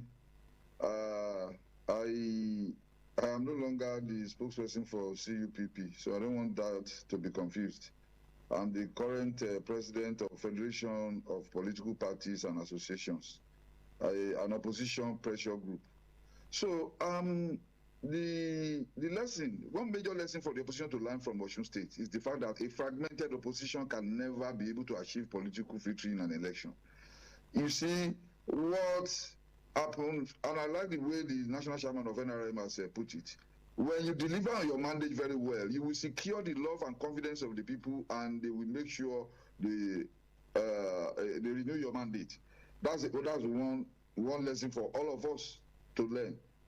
But the critical lesson to be learned by the opposition today now, in about 2 or so hours time, the G100 is convening a meeting of major opposition figures in this country, especially the presidential candidates, to see if they can achieve consensus in terms of fielding one presidential candidate. Because if we go to this election without the opposition supporting the Peter Obi, for instance, for us to have a consensus candidate in Peter Obi, whereby former Vice President Atiku Abubakar will support the candidacy of Peter Obi.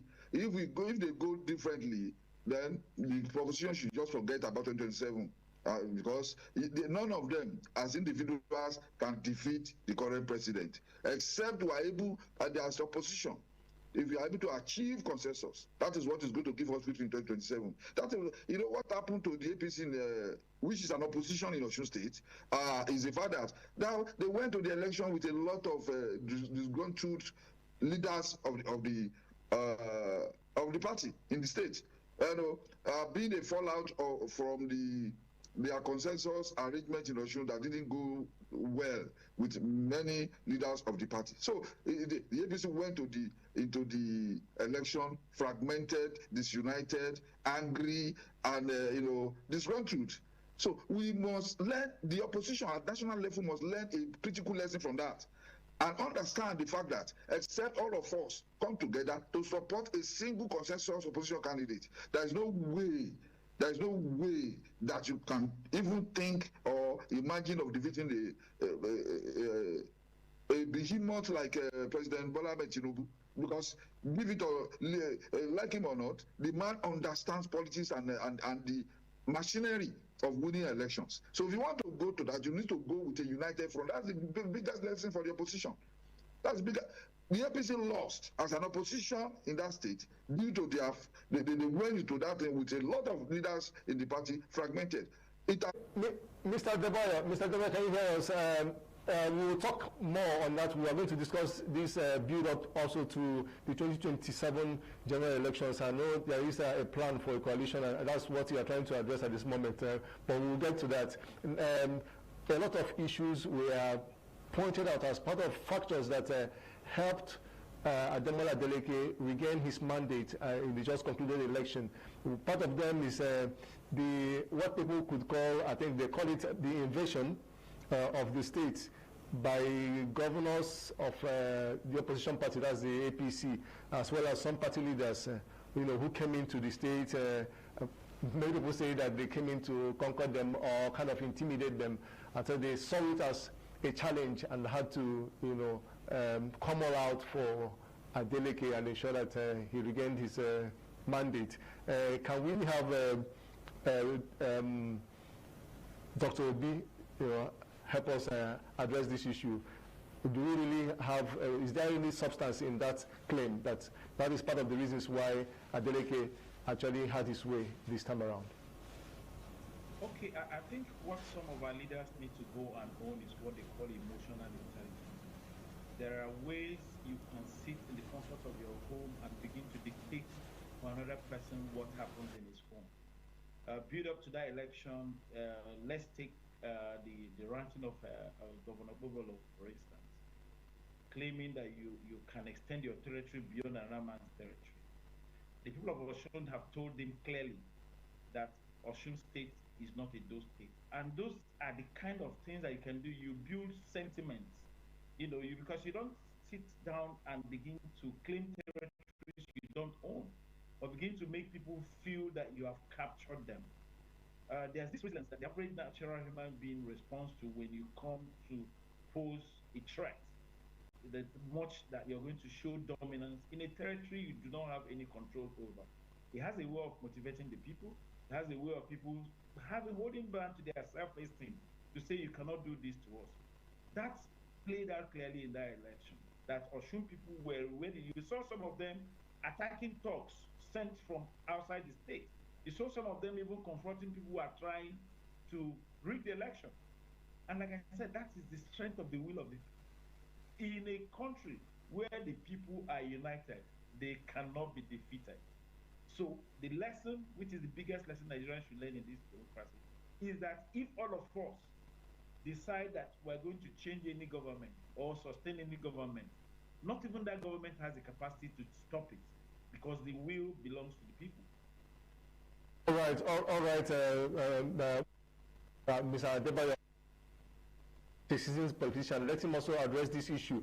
That issue that is termed as invasion of the state by the opposition leaders, I mean opposition party leaders who came into the state. What do you have to say? Is that truly one of the reasons that people went all out for Ademola Adeleke? We saw the margin at the end of the election, how he emerged the new or the re-elected governor of the state again. Let us have your thoughts on that, Mr. Adebayo. Well, you see, exactly, it is part of the reasons. It's one of the major factors, because the Osun people hate to be threatened. The Osun people hate to for anybody to come and say they will overwhelm them. Historically speaking, when there was in the 1827 Jalumi War, when there was incursion of militias from the northern part of the country, it was in Osun State, it was in Osogbo that they were defeated and sent back across the border, from Umuaran down to Ilorin, where they made sure they push them back. So there is this mentality of Osun people that if you cannot come to my house and intimidate me. You cannot come to my house and harass me. I will not agree with you. I will fight back. I will fight back with everything that I have. And that is why they decided to choose to go to the polls and pick their choices, because people, they rejected money and went for their conscience, and that's what they did. So it's one of the things, and when people begin to make inflammatory statements, that diminishes the dignity of the people, you can expect the Yoruba people are not going to settle for that, and that was what happened. People came, 42 senators, about 30-something governors, all manner of ministers, serving and retired, aspiring governor, aspiring senator. They bombarded the state. They thinking that they will be able to intimidate the people. They were unable to intimidate the people. And the people chose that day that they were not going to engage in violence, and they were not going to allow violence. And that is one of the major factors that happened, because they saw that people came there to intimidate them. And they said, no, we refuse to be intimidated. We refuse to be intimidated. And then there was also the factor of sympathy vote. You know how many months since the federal government has continued to hold on to the local government funds for that state, and they even went ahead on the eve of the election for the EFCC to say, oh, we are freezing your account, and then it became a factor, it became an issue. So that was a sympathy vote. That was a sympathy vote. No, we are going to stand by our governor. Our governor has done well. We stand by him, and we make sure we stand on demand. All right. For want of time, let's also look or take a glimpse into 2027 general election, which is just gearing up to start in terms of campaigns. It will begin maybe in the next 24 hours or thereabout. But we have seen what has transpired in Osun State. Do you think this can be, I don't know whether it will be replicated at the national level? National Assembly elections will also take place in the course of this 2027 election that we are gearing up to. What happened in Osun State appears to be a reflection of the will of the people. Do you think the will of the people again will prevail in 2027 general elections? Let me still maintain Mr. Adebayo. Can I have your thoughts on this? Can be a reflection of the people's will, if and only if the opposition can come together if the opposition can come together and produce a candidate that is acceptable to the generality of the electorate, there will be victory for the opposition. But if not, if the Falcon cannot hear the Falconer and the center has collapsed, then we must just make sure that it is the opposition that will help the president to retain his seat in 2027. Because unless there's a consensus by the opposition to produce one candidate, for the opposition, for instance, me, I will support Peter Obi, for instance, to be the flag bearer for the opposition. It is then that you can be assured of victory. If former Vice President Atiku Abubakar chooses patriotism over personal ambition and supports Peter Obi, the election is already won by the opposition. But if not, just leave it, because Tinubu will win the re-election. That's it. Let's have the thoughts of Dr. Chinedu Obi on this. If you are mentioning the fact that the opposition produce a particular candidate, Dr. Obi, do you think this is the right thing to do for us to have perhaps an election we will say is well contested and well executed, for Nigerians to have a leader? And then we also look at the National Assembly elections. Are you looking in this light that there should be credible, candidates? They already have the candidates there. There should be those who Nigerians feel should be able to deliver this job, and then go out there and vote for them. One major factor that we have always, advocated for is the fact that Nigerians should actually turn up in their numbers and ensure that they participate in the process of electing those that they truly want to represent them. Are we going to have something in this like 2027? Okay, I believe that my colleague's conclusion is probably the easiest route, but certainly not the only route. If Nigerians will troop out in their numbers, as at today we have approximately 100 million voters, registered voters in Nigeria. If we can have voters turnout in Nigeria increased by another 20%, and are willing to vote persons based on their capability, and the various institutions that monitor election are professional, INEC willing to be free and fair, the security agencies being professional and neutral, and there are no interference of governments in the election, and the people are willing to elect persons of their choices, I can assure you, even with all the parties going into election now, a new president can emerge if Nigerians decide to say we're looking for competence, and all of us are targeting towards competence, not necessarily asking anybody to stop participating. But the 22 political parties, or the number of, I think about 18 parties that have presidential candidates, feeding their candidates in this election. But Nigerians resolve to avoid vote buying, intimidation, INEC to be neutral and be professional in delivering their mandate. If all these institutions are neutral and Nigerians are willing to use competence, they should be able to pick a candidate of their choice, even outside the ruling government, to deliver a new government for Nigeria. So I believe that. Dr. B, all right, Dr. B, thank you so much for your thoughts on that. I hope you can hear me. Thank you so much for your thoughts on that. Unfortunately, this is as much as we can take from the Abuja Network Center. We've been speaking with Mr. Mark Debayo. He's a seasoned politician, and then Dr. Chinedu Obi, who is the national chairman, National Rescue Movement. They have actually given us their thoughts on what transpired in Osun State, and then they've taken a glimpse into the 2027 general elections. We'll be handing you over to the Lagos Network Center of Independent Television, where Marcelina is standing by. Thank you.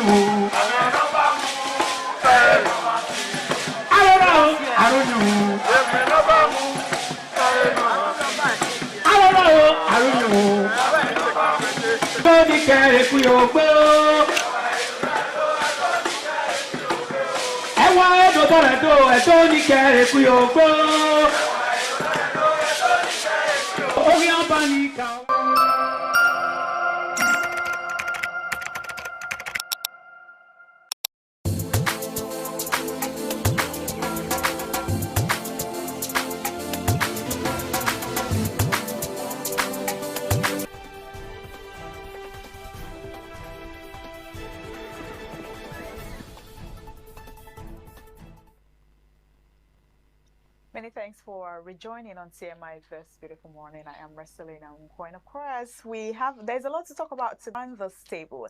And Dr. Victor Ohai is here with me. Doctor, good morning. Good to see you this morning. Good morning. It's it's a new dawn. Not just for today, but I think for Nigeria, its politics. The weekend was a breath of fresh air. It was. And also our guest this morning that would help us talk about this topic is Citizen Sam Wasinda. I said we should address them as Citizen Sam Wasinda. He's a political analyst. Hello, good morning. Thank you so much for coming. Good morning. Thank you for having me. Good morning, Nigerians. All right, this morning we'll be talking about the Adeleke wins, governorship election, and the impact of APC intra-party crisis. So, like I said, there's a lot to talk about today. We know that Adeleke polled 511,067 votes, defeating the all APC candidate Bola, who scored 444,815 votes, winning margin of 66,252 votes. Once again, congratulations to Ademola Adeleke. Before the election, you know, there were competing claims over the leadership and control of the Accord Party, with some party figures questioning the legitimacy of the structure that produced Adeleke as the party's candidate. There was also reports of internal oppositions to Adeleke's candidacy, including claims that some Accord leaders backed alternative political interests earlier in the campaign. Accord chieftain and some of Adeleke's political association also defected to the APC then.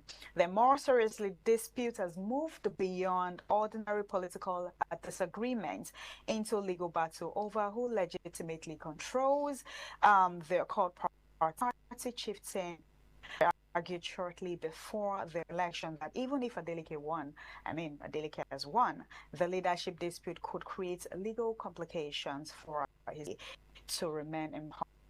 We're talking on the impact of APC intra-party crisis, what it means for 2027 forthcoming election. We're also going to be talking about votes buying. Like I said, there's a lot to talk about. Let's, Dr. Ohai, let's get to hear you. Yeah, so it's interesting that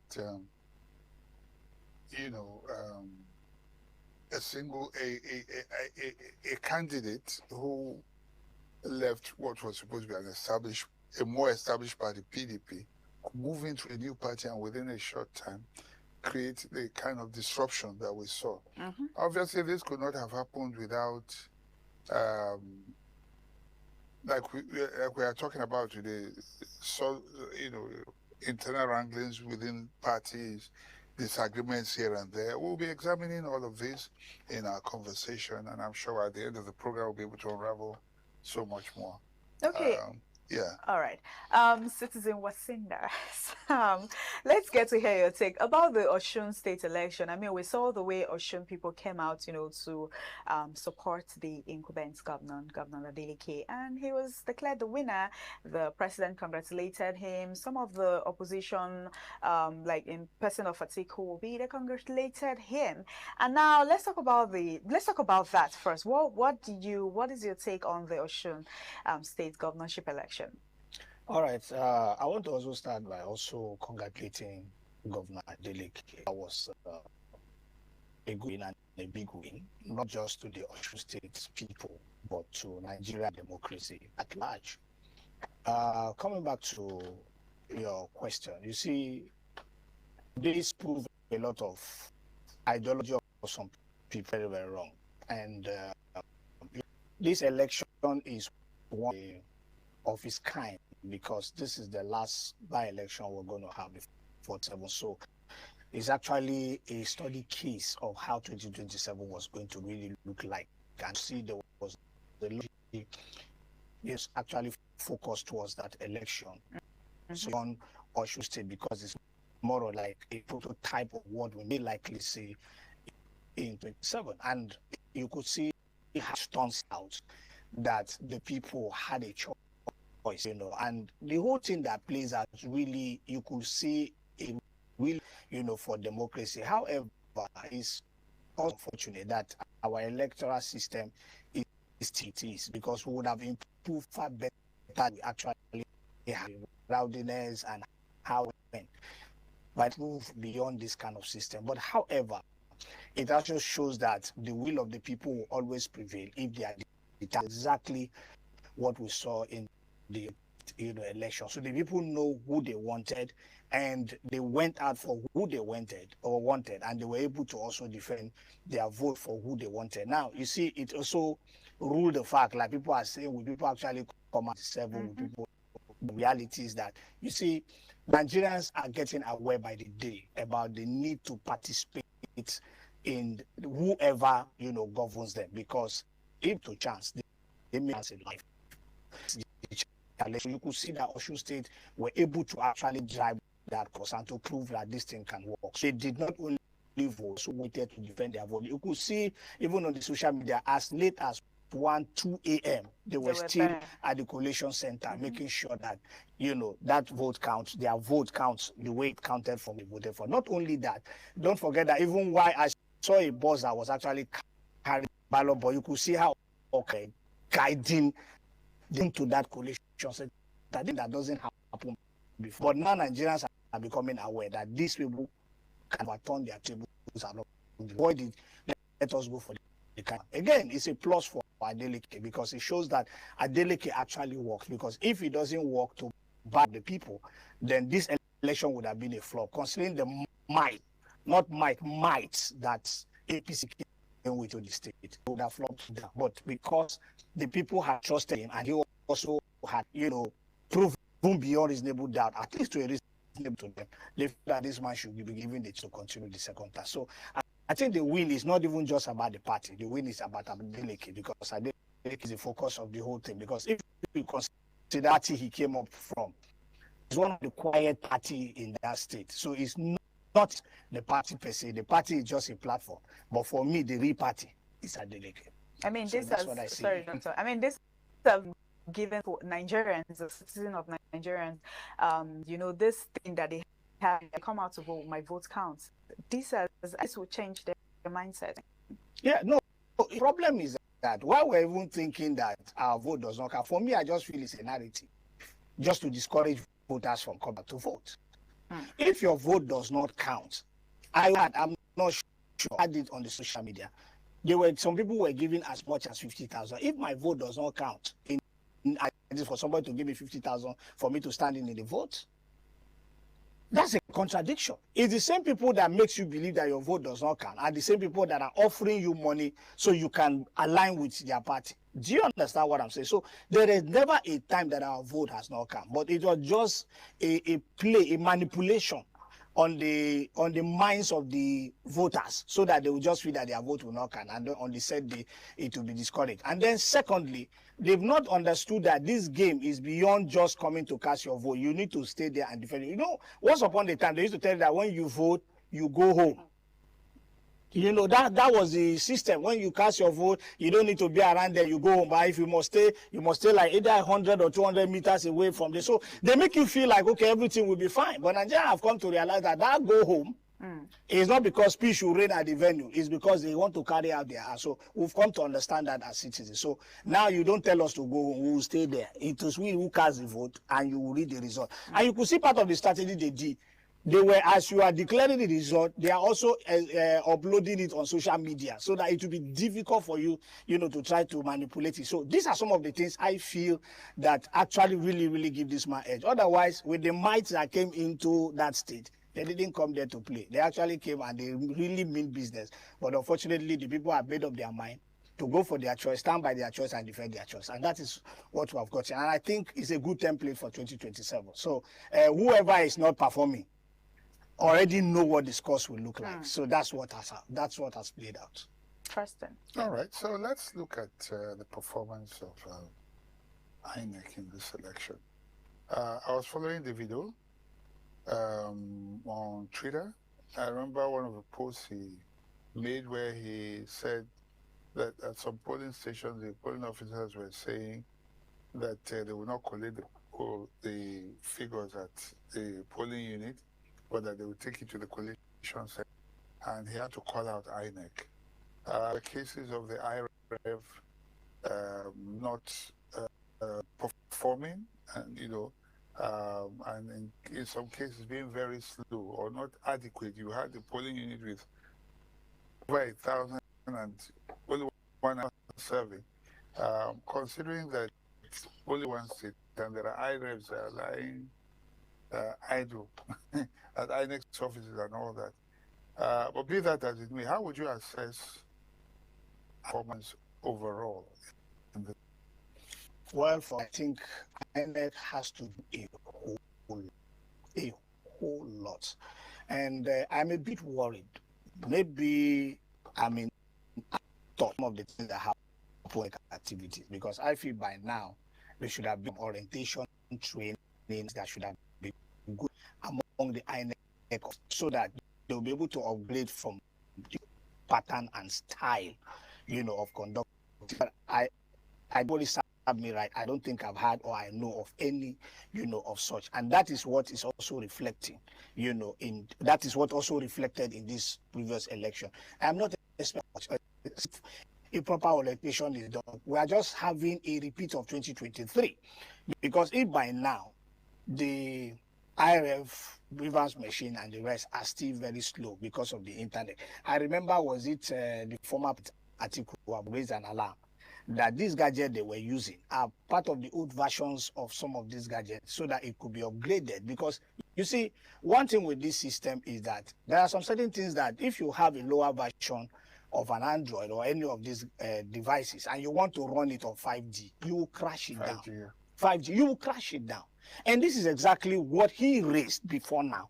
And I don't think INEC is actually ready to do anything, because I think I had one of their officials some time ago who was saying that there was really nothing wrong with that there was nothing wrong. There's a way they can just work it. This is some of the problem. That's why I said the issue of orientating the staff, the officials, and the officiating INEC official is very, very important. That is not part of the challenges we are going to have. However, I think Nigerians too have learned to see how to also navigate their way. The possibility of INEC trying to, align themselves with the current, how do I put it now? With the current reality is still back, and that will also be the problem. And that is a thing that Davido had to go say, okay, even you guys will not do it. Let me raise an alarm so that people will know exactly what is going on. You understand? We shouldn't have this point.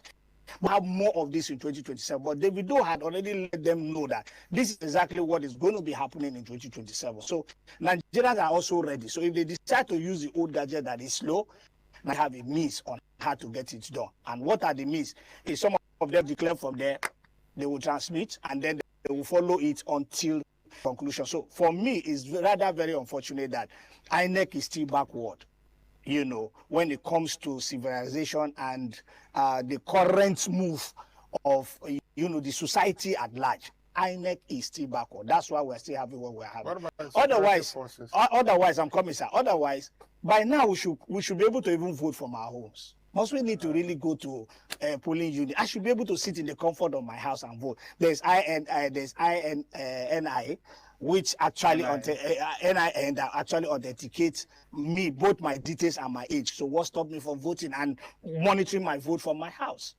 It's just because they have not made up their mind to catch up with the reality that is currently on ground. So that's where I see about INEC. They are still not in touch with the reality. They are still trying to play with us in 2023. But there are actually a lot of people out there that think, so they're saying that INEC, they're actually doing their best, especially with this election this Osun State governorship election. They applauded INEC that they are actually trying and doing their best. But you say INEC. Well, I don't know what yardstick. I don't know what yardstick they actually use, because, like I said, if you see in the social media that people have to use a bike, those were not INEC officials. These are the citizens who were using their bike to monitor their votes to the collation center. And you are telling me that they should applaud them how?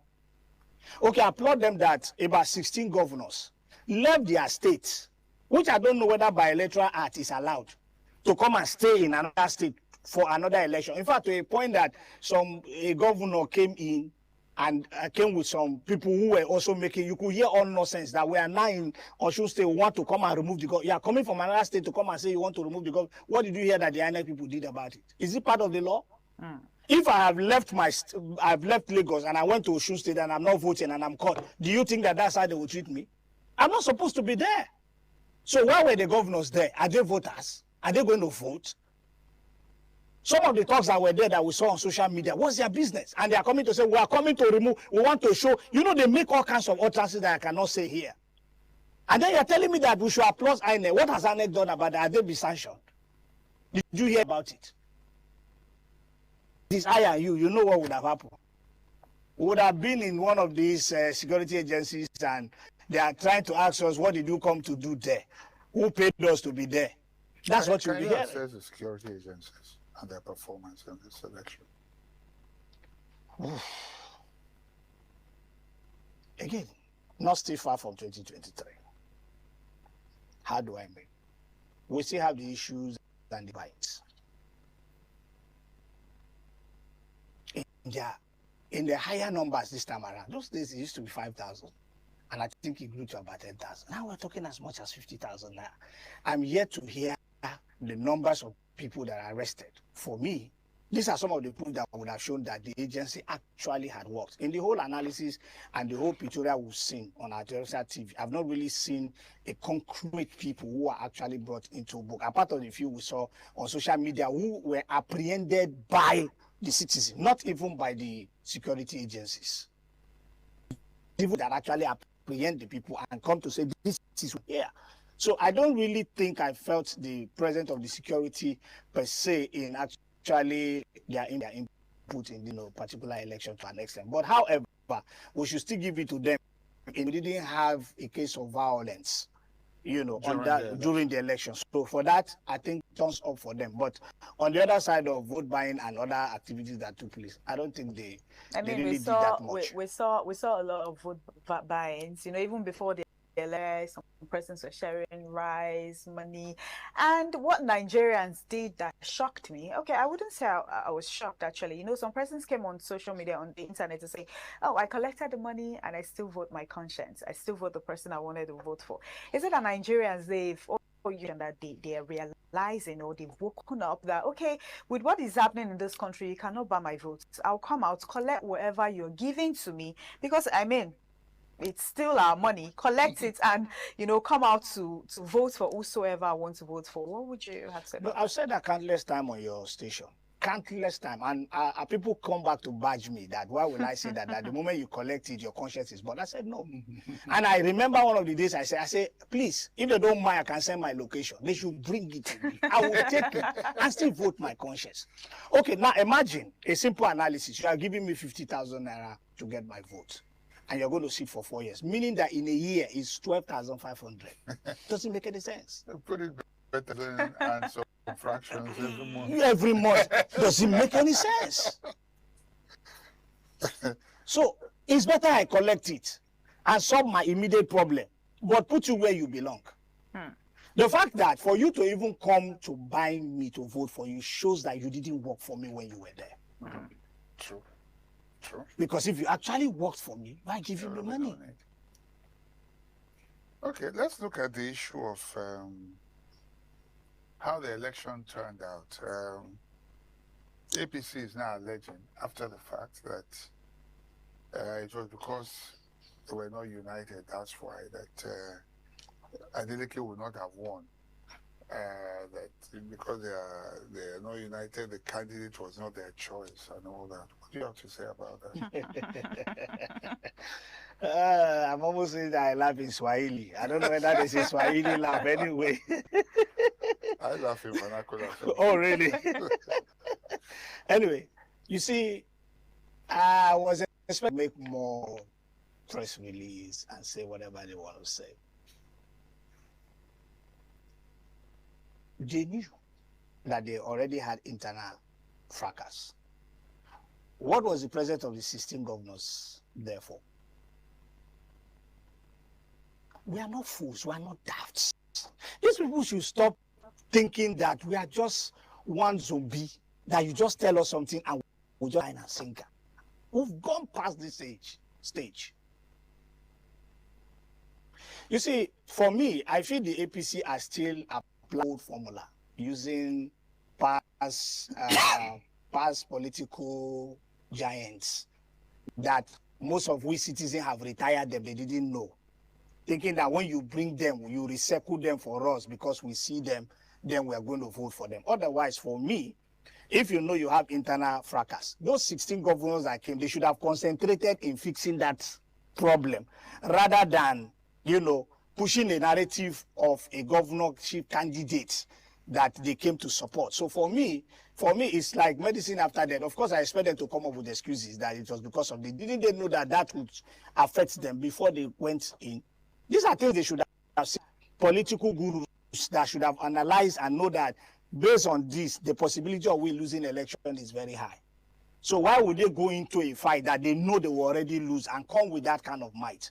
For me, their present should have been an absent, so that we would have known that, we already know that that was why we didn't come with that kind of might that we came with. Because, one governor alone is a power. Then you are talking about 16 of them. And then you are now coming to tell that it is because of the internal rancor that you people had. That was why Adeleke had an advantage. That's a story. But when she read when she started, in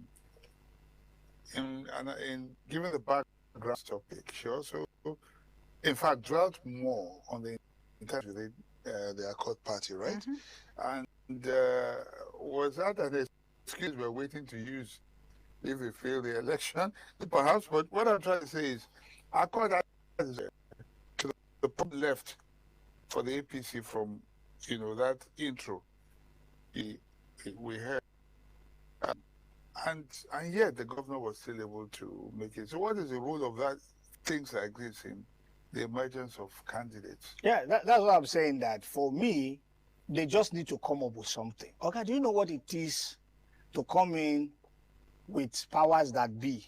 Maybe people who are more like spokesperson party and they are governors, and about 16 of you in a state, and you lose election, and you just feel like you keep quiet.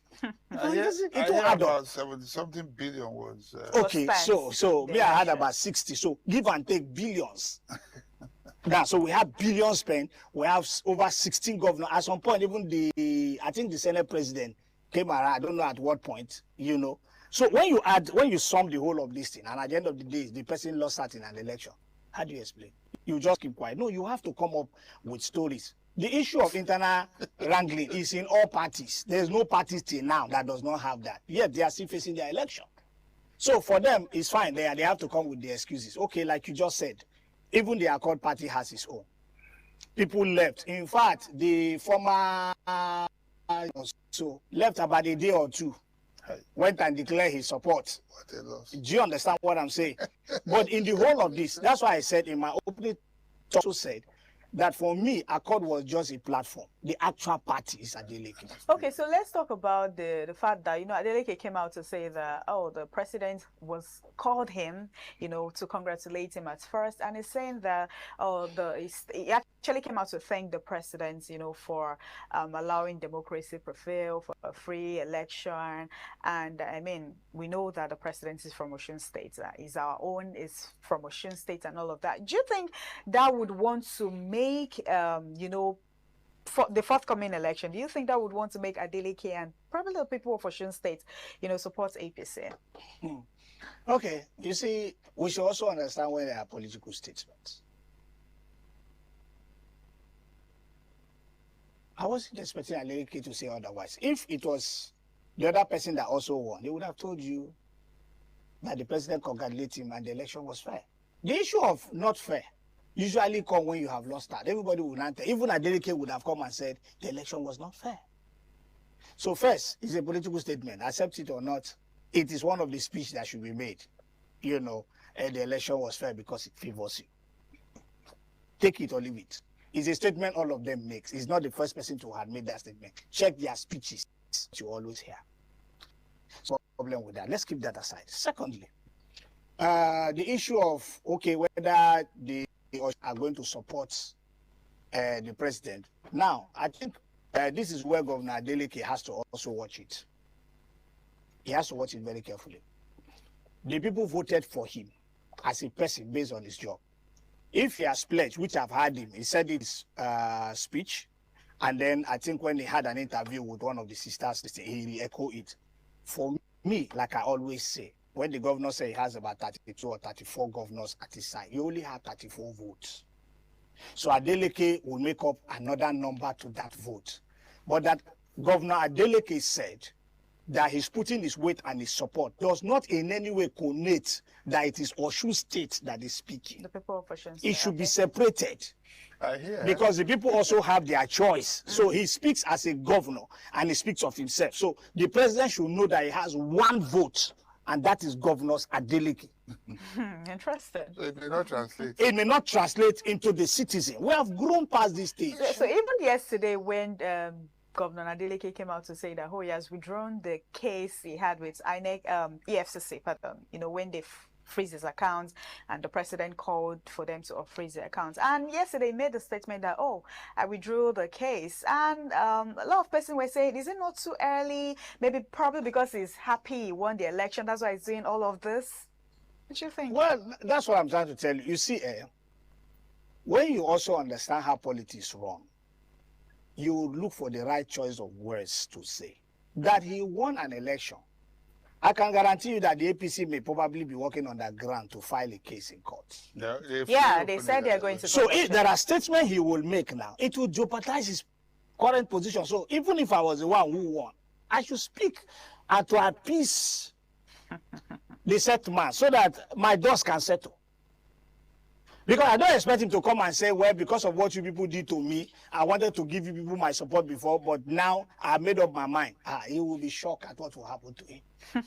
But I'm not speaking for his mind. I'm just analyzing that I don't expect him to have said outside what he has spoken. So it could not even be an excitement. He actually meant what he's saying so that dust around him can settle and he can concentrate on his 4 years tenure. And these are part of the things he needs to assure the opposition party, particularly the APC, so that they will know that he's going to work with them when it comes to 2027. And that is what the president wants. He wants people that will work with him. And he's not the first. We have the governor of Anambra State, who is of the APGA, and he has pledged his support for the ruling party. So it's not a new thing. That alone will even calm the nerves to an extent. So the man is actually playing the politics that me I expect him to play. Of course, a lot of Nigerians are offended and they are not comfortable that why would she say this and that they are feeling disappointed at it. You don't understand how this thing runs. The man needs to play by the rules so that he can get his government right and then work for the next 4 years. Otherwise, don't forget that it's a by-election. So that state is known for this kind of wahala. He doesn't want to repeat history. Otherwise, one thing will happen, one thing is cancelled, another election, the date has been shifted again. So to avoid it, it's better you align as a person. The alignment of Governor Adeleke is not the alignment of Osun State. It should be separated. It's not the alignment of the people of Osun State. Some of them may and some of them may not. But he only spoke as a governor and as a person. It should not be assumed that it is the whole state that is speaking their mind. The whole states have their own candidate also in mind. So they voted him because of him, not because of even Accord Party. Okay. So you should also know that when it comes to the presidential election, these people have a mind of their own. They will still vote the people that they want. Okay. So that should be stated clearly. Well, I hear, politicians usually, when they say to you, we're with you, just go, we're behind you. is seldom what it means. True. But you talked about the issue of letting the dust settle so that he can focus. What do you think Governor Adeleke should be focusing on going into his second term now? Now that hopefully the dust will settle a bit. Well, I think when it comes to development of the area, he's doing pretty well. I've not been to Osun State, but from the reports so far that have been gathered, he's actually doing very, very well. And that is, the proof of that is, is from the outcome of the votes that he has secured for his second term. So my take on that is that he should not only continue on the good work, he should improve on it. Some of the infrastructures that he had promised them that have not yet come to play, he can go back and revisit it now that he has a second tenure and he has a chance. You see, what also he does in the next 4 years will also determine his successor, because if he does well, it's possible that he can also influence the people of the state, telling them that this guy can actually continue this good work, except if he wants it to end with him. Then he can change the game the other way around, like other people will always do. Your first 4 years, you put in your best, and then your next 4 years, you harvest because you feel you have nothing to lose. So, but he should see it beyond that, that is his state, that is his hometown, that is his people. He should do the best he can do for them now that he's there, to the point whereby if he even endorses a candidate, the people who might buy that market itself, works he has done and the integrity he has shown to the people. So for me, he should, rather than even maintaining the pace, he should improve in whatever he's doing. He has been doing so much well, even with the withholding of some of their state allocation. He's still performing. Their salary is not being held, and then he retain a lot of things about them. So he can also improve by bringing some system that could also liberate the people the more. So do you think these Osun State results will trigger defection from APC to other parties? I didn't get that question. The Osun State results, I mean, Adeleke winning, do you think it's going to trigger people in APC actually to defect to another party? To another party or to Accord party? Another parties, maybe Accord, other parties. I mean, for them to just leave APC. Well, for me, APC, I don't really see them, even if you have a mind to decamp, may not be now because of the president. Because the presidential election is very paramount to them. It is to the president. That is why their campaign started from the day they were sworn in. So the issue of the campaign, they will just manage whatever it is to ensure that they secure 2027. Maybe after 2027, then we could begin to see that. But for now, I don't see much happening. They could have a lot of rambling. It will even escalate beyond what we think, but they will manage themselves because of 2027, you know, the ambition for 2027. So they just can consider that they have just lost a state, but there are still seats, like the senatorial seats, the House of Rep seats. They didn't lose a state, it was not so it is just so they are going to handle, they are going to also see how they can leverage on that, you know. So I don't really see defection in APC, whether they are defecting to Accord or to other party. The only challenge I feel is that Governor Adeleke will have to deal with it in some of the baggages he carried from PDP. That's going to be probably talking about PDP. That's happen. It's interesting you brought in the issue of PDP. The state that PDP is in right now, particularly in Osun and in the rest of the country, do you see a situation where his followers in PDP, because PDP supported him and the candidate actually stepped down, you know, and said and declared his support for Governor Adeleke. Do you see the PDP structure in Osun merging into Accord, or do you see him going back to PDP? I know he attempted to enter APC, but that is one of their biggest regrets, because if they knew, they would have absorbed him. For me, it's the biggest regret. Yeah, but the people on ground were fighting him, and maybe the fight would have even been worse. But yes, right. So what do you think about PDP in Osun State right now, in the light of his victory? Because he didn't really have a problem with his people in PDP.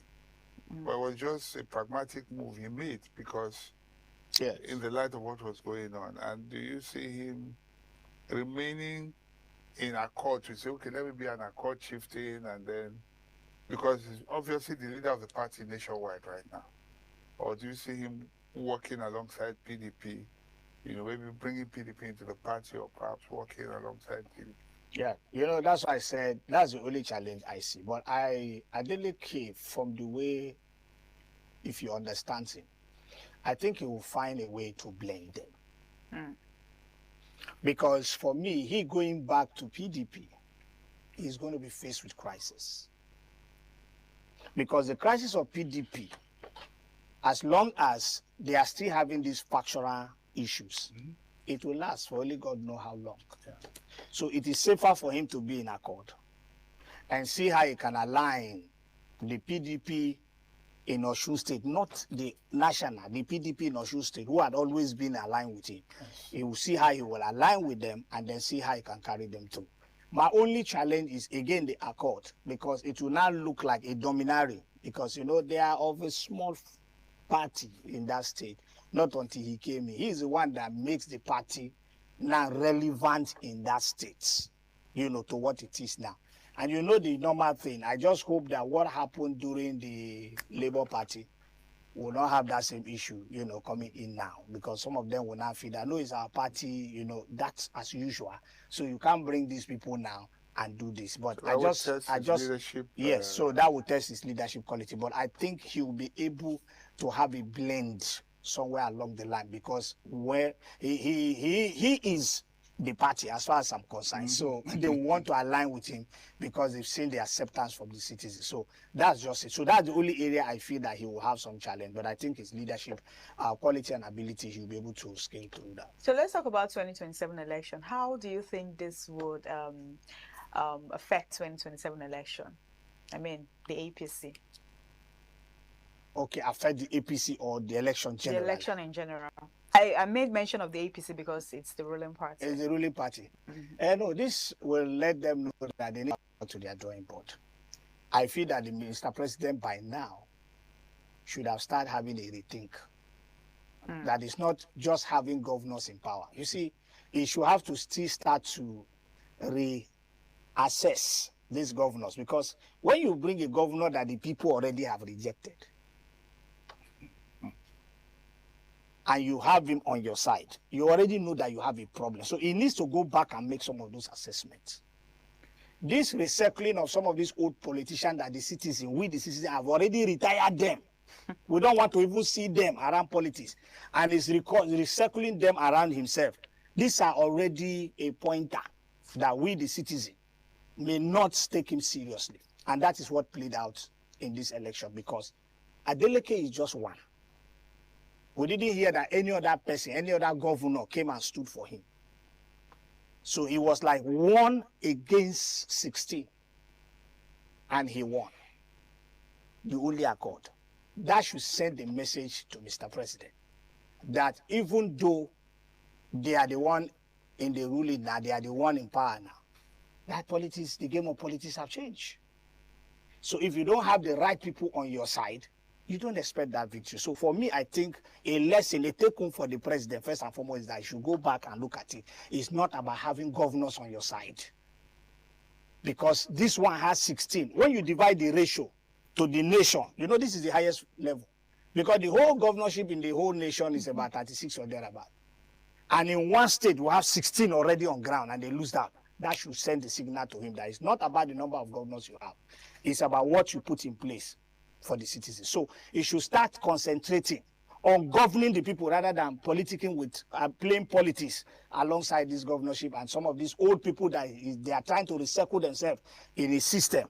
Those are already a minor. Most of us have rejected those people. Election have gone past that. We're more enlightened. We have more better understanding that we used to have. So he should not think that it's going to be business as usual. So he should go back to his drawing board and work. The same thing applies to other opposition party. Everybody should go back to work.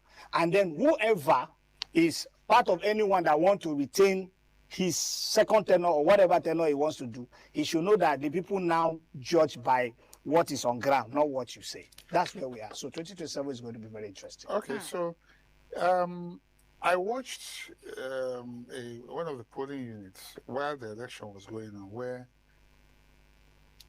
when they brought the voters list, about 1,300 and something And then the young people there rejected that list and said, this is not a complete list. That election will not hold there. Then they went, brought another list again, and imported people from another polling unit. The young people rejected it. Finally, it was an elderly man that was giving this narrative now, because they told him, said, Baba, just calm down. Election will not hold here today until they do the right thing. Finally, they went and brought the proper list. So finally, we saw young people coming out in Osun. If anything, I think they control this election. I don't know if it was the Davido effect or whatever, but what role do you see young people playing going forward in the next election? Do you foresee an upset, a disruption, if young people should take an active interest? Well, the young people have already taken an active interest. The only reason why it looks like it's on the calm side is because campaign have not really started. And I think campaign is starting Wednesday. I don't know if it's this Wednesday or next week Wednesday. Tomorrow. That is when you will know that young people are now active in the electoral matters. But it looks like everything is looking quiet and calm now. And it's looking like the young people are not interested.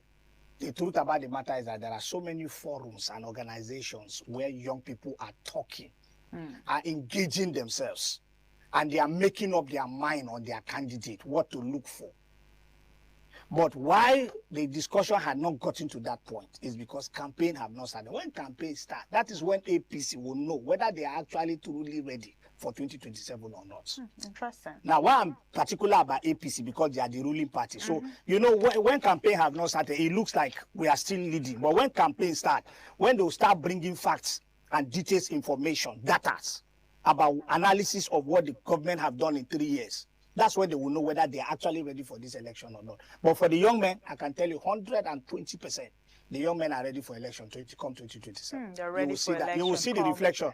Come 2022. Interesting. 2027. 2027, pardon. Interesting. All right, thank you so much, Citizen Samwasinda. Thank you for having me. Thank you. Dr. Ohai.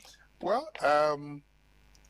campaigns are about to start, and I would say that Osun has taught us a lesson, that our votes can actually count. Exactly. We can go there, police it, and I think that's the lesson and the takeaway from this. And on that note, I'll say, on that bright note, what to say?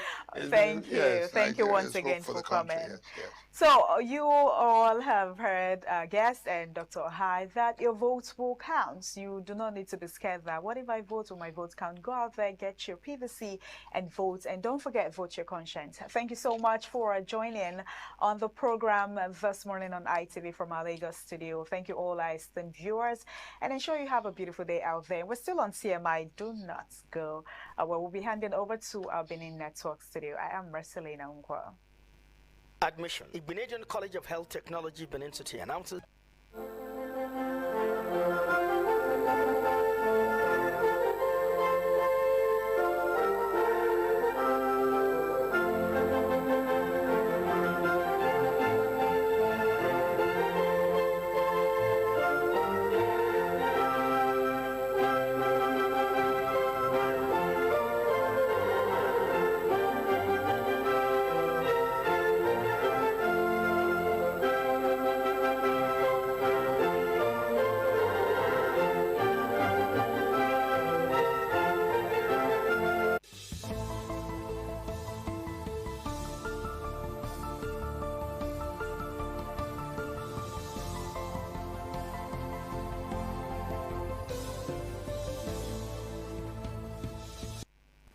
A very beautiful morning to you and welcome to the news update at this hour. I am Amara Chukwu Azuka. Edo State House of Assembly on Monday effected a change in the leadership of the parliament. Member representing Akoko Edo Constituency 1, Right Honorable Yekini Idaye Oisaye Moje, emerged as the new Speaker of the 8th Assembly, following the resignation of the former Speaker, Right Honorable Blessing Agbebakun. Assembly correspondent Joy Obarisi Agbon has details. During Monday's plenary, proceedings were presided over by the Deputy Speaker, Right Honorable Atu Osamoyi, after which the former Speaker and member representing Owan West constituency, Right Honorable Blessing Agbebaku, formally resigned. The letter you wrote, and you said you have come to resign. If the House is in agreement to accept the resignation, say aye. The development paved the way for the election of a new leadership to steer the affairs of the 8th Assembly. Member representing Akoko Edo Constituency 1, Right Honorable Yekini Idiaye Osemoje, emerged as the new Speaker after securing 17 votes out of 24 members.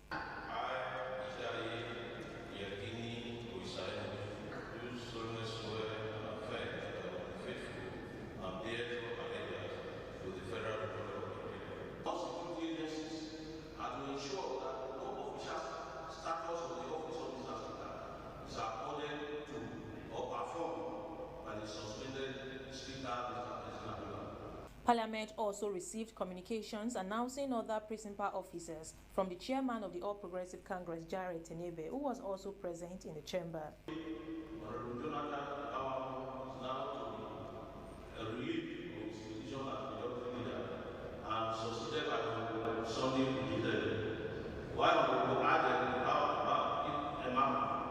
Is to be relieved of his position as deputy majority leader and succeeded by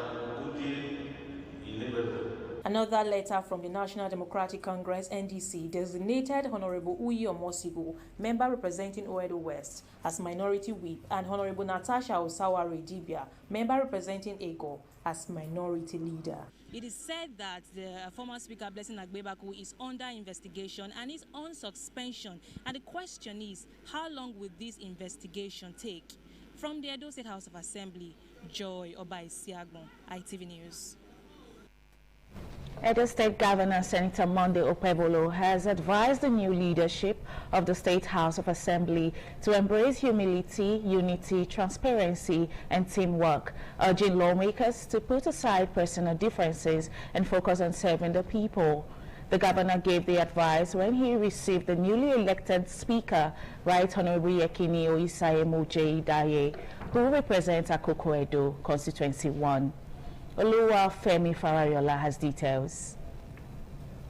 Governor Okpebholo said political office was temporary and should be handled with humility and a strong sense of responsibility. He urged the new Speaker of the Edo State House of Assembly leadership to promote transparency, dialogue, and inclusiveness while advising lawmakers to resolve disagreements within the Assembly rather than taking them to social media. The governor urged Speaker Yekini Idiaye to understand the responsibility that comes with his office and ensure that all members of the Assembly are carried along. With elections approaching, the governor urged the lawmakers to strengthen their presence in their constituencies and work towards electoral success. It's a new leadership.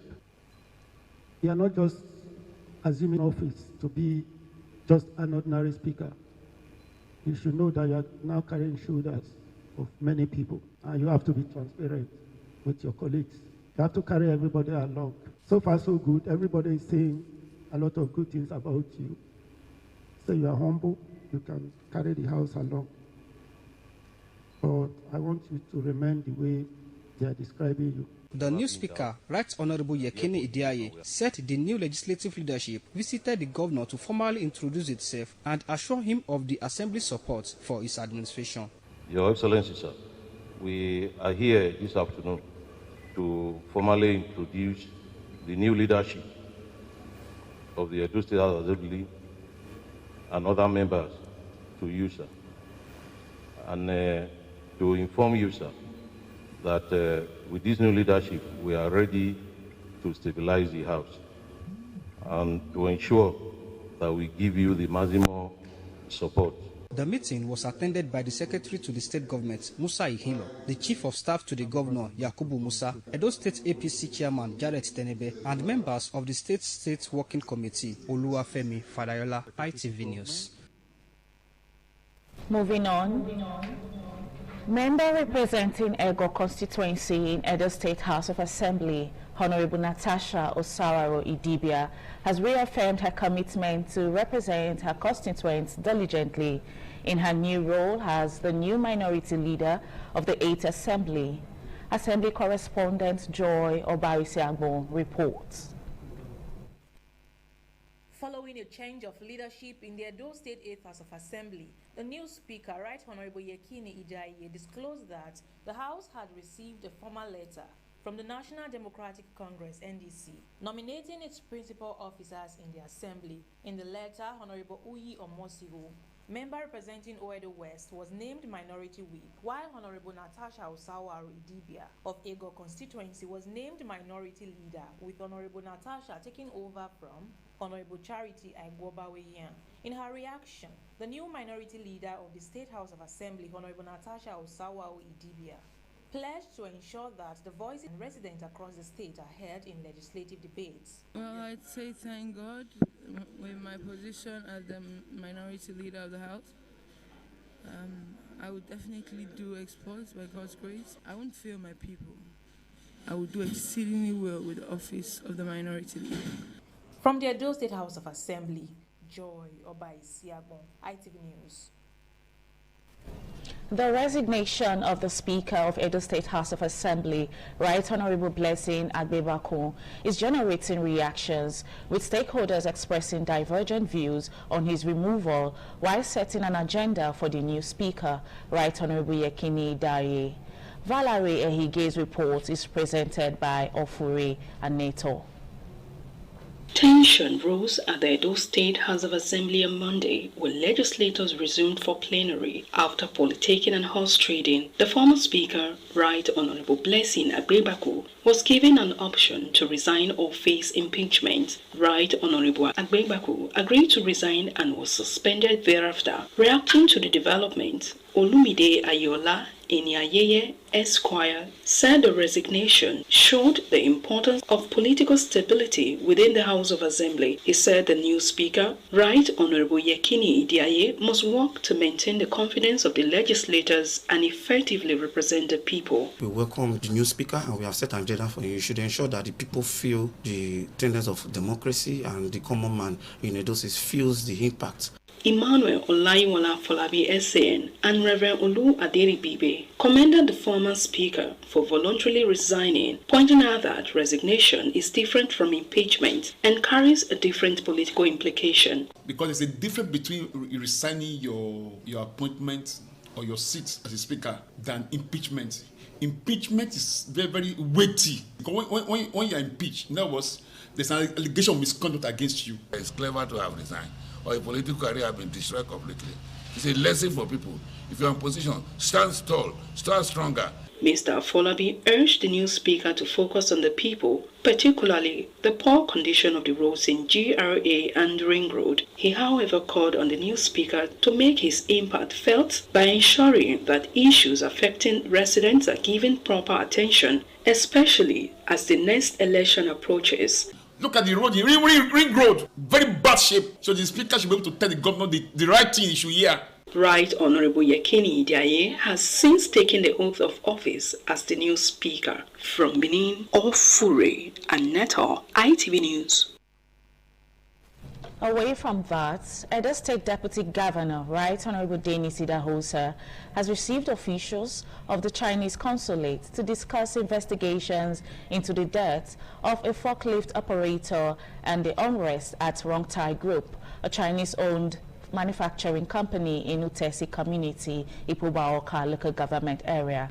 Deborah Ogbenfon has details.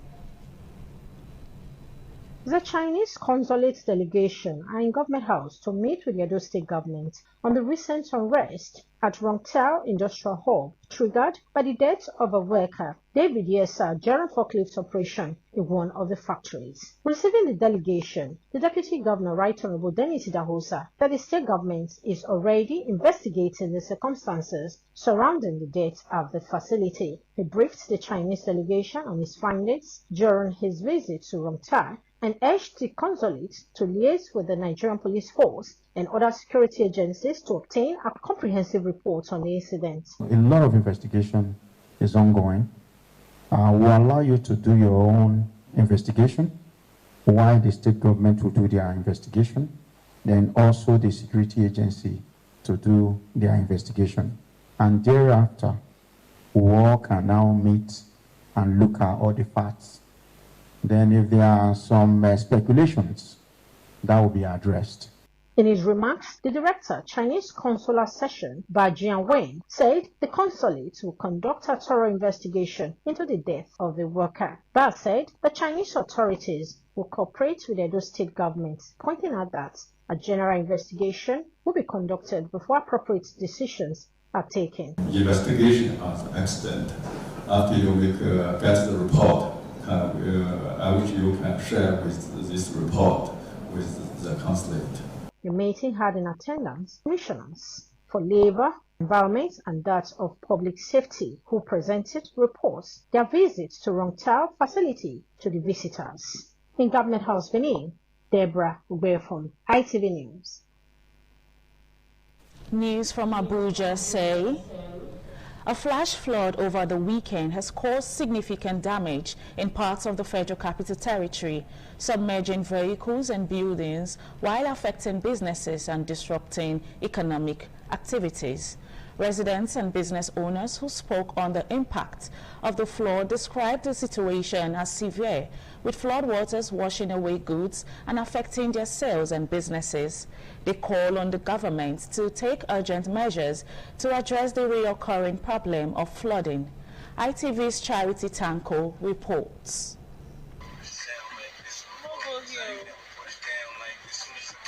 This is Wuse 2 and some other parts of the Federal Capital Territory, where flash floods have caused considerable damage to residents and business owners. Video footage shows floodwaters submerging vehicles and buildings while residents struggle to wade through the water. Earlier this year, in their annual flood predictions, the Nigeria Meteorological Agency, NIMET, the Nigeria Hydrological Services Agency, NISA, and the National Emergency Management Agency, NEMA, listed the FCT among areas at risk of flooding. Some of the victims recount their losses to ITV News. All the roads, vehicle cannot pass, human being cannot pass. Even the market I drop along the road, the water took it. The water full everywhere, even jack this board here come out. The people that are even driving vehicles, because they were scared of passing the road because of sharp objects that might puncture their tires and even passers by that are even trekking through. However, the head of public affairs, FCT Emergency Management Department, Nkechi Issa, attributes the continuous incidents of flooding in the nation's capital partly to human activities, including indiscriminate waste disposal, open manholes and blocked drainage channels. We have blocked drains. That's a major problem. The drainages are blocked. People just dump waste into the gutters. We have opened manhole. She calls on residents to remain alert and adhere strictly to flood warnings issued by government agencies. When there's a pool of water, please do not drive into it. Either you're walking on foot, you're on a bike, you're in your vehicle, please do not drive into that pool of water. Wait for it to recede. From Abuja, Charity Tanko, ITV News.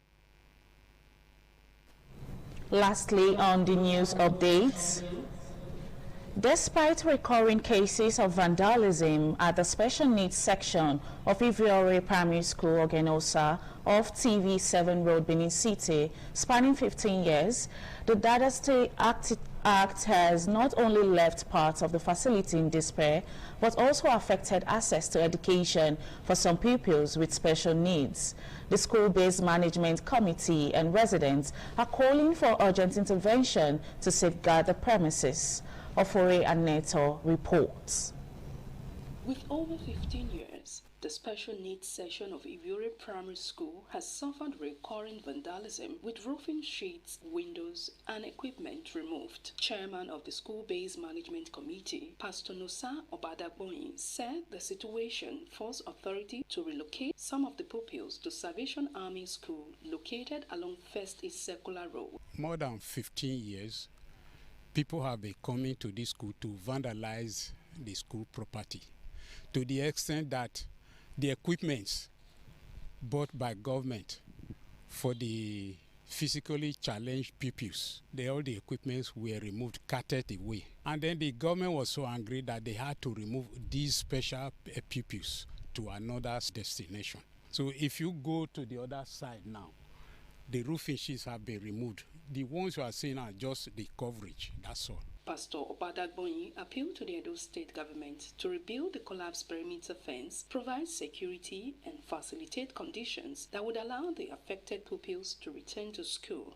Many of the pupils are no longer going to school because the people who were removed from here were from this environment. So we appeal to the state government to come and then erect the perimeter fence that fell on the other side and then employ some security guards, that's all. A resident, Raphael in Abulele, also expressed concern over the condition of the school, saying the development has continued to affect the education of children with special needs. You can see the roofing sheets now, they almost finished it. We are now happy to the government to come and do the fence, then put more security for the schools. With the damage now exposed, the focus is on restoring the facilities and strengthening security to prevent a recurrence. From Benin, Ofure and Neto, ITV News. Well, that report ends the news at this hour. Many thanks for watching. I am Amara Chukwu Azuka. Good morning. ITV, certainly the best.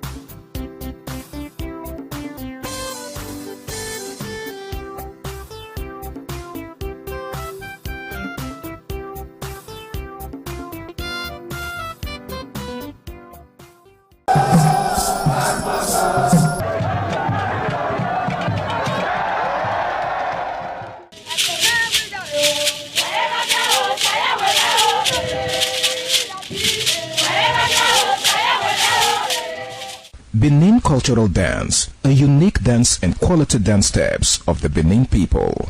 This dance is a vibrant mix of traditions, arts and beliefs, deeply rooted in the country's diverse ethnic groups and their rich history. The dance has artistic expressions depicting the people's history. Benin people have been famous for bronze and brass work, some of which is said to date back from the 13th century, especially ivory and wood carving. In Benin, the people dance to show respect, honor, dignity, which they honor. They dance to show royalty, as natives are seen in their numbers around their body depicting the symbol of king.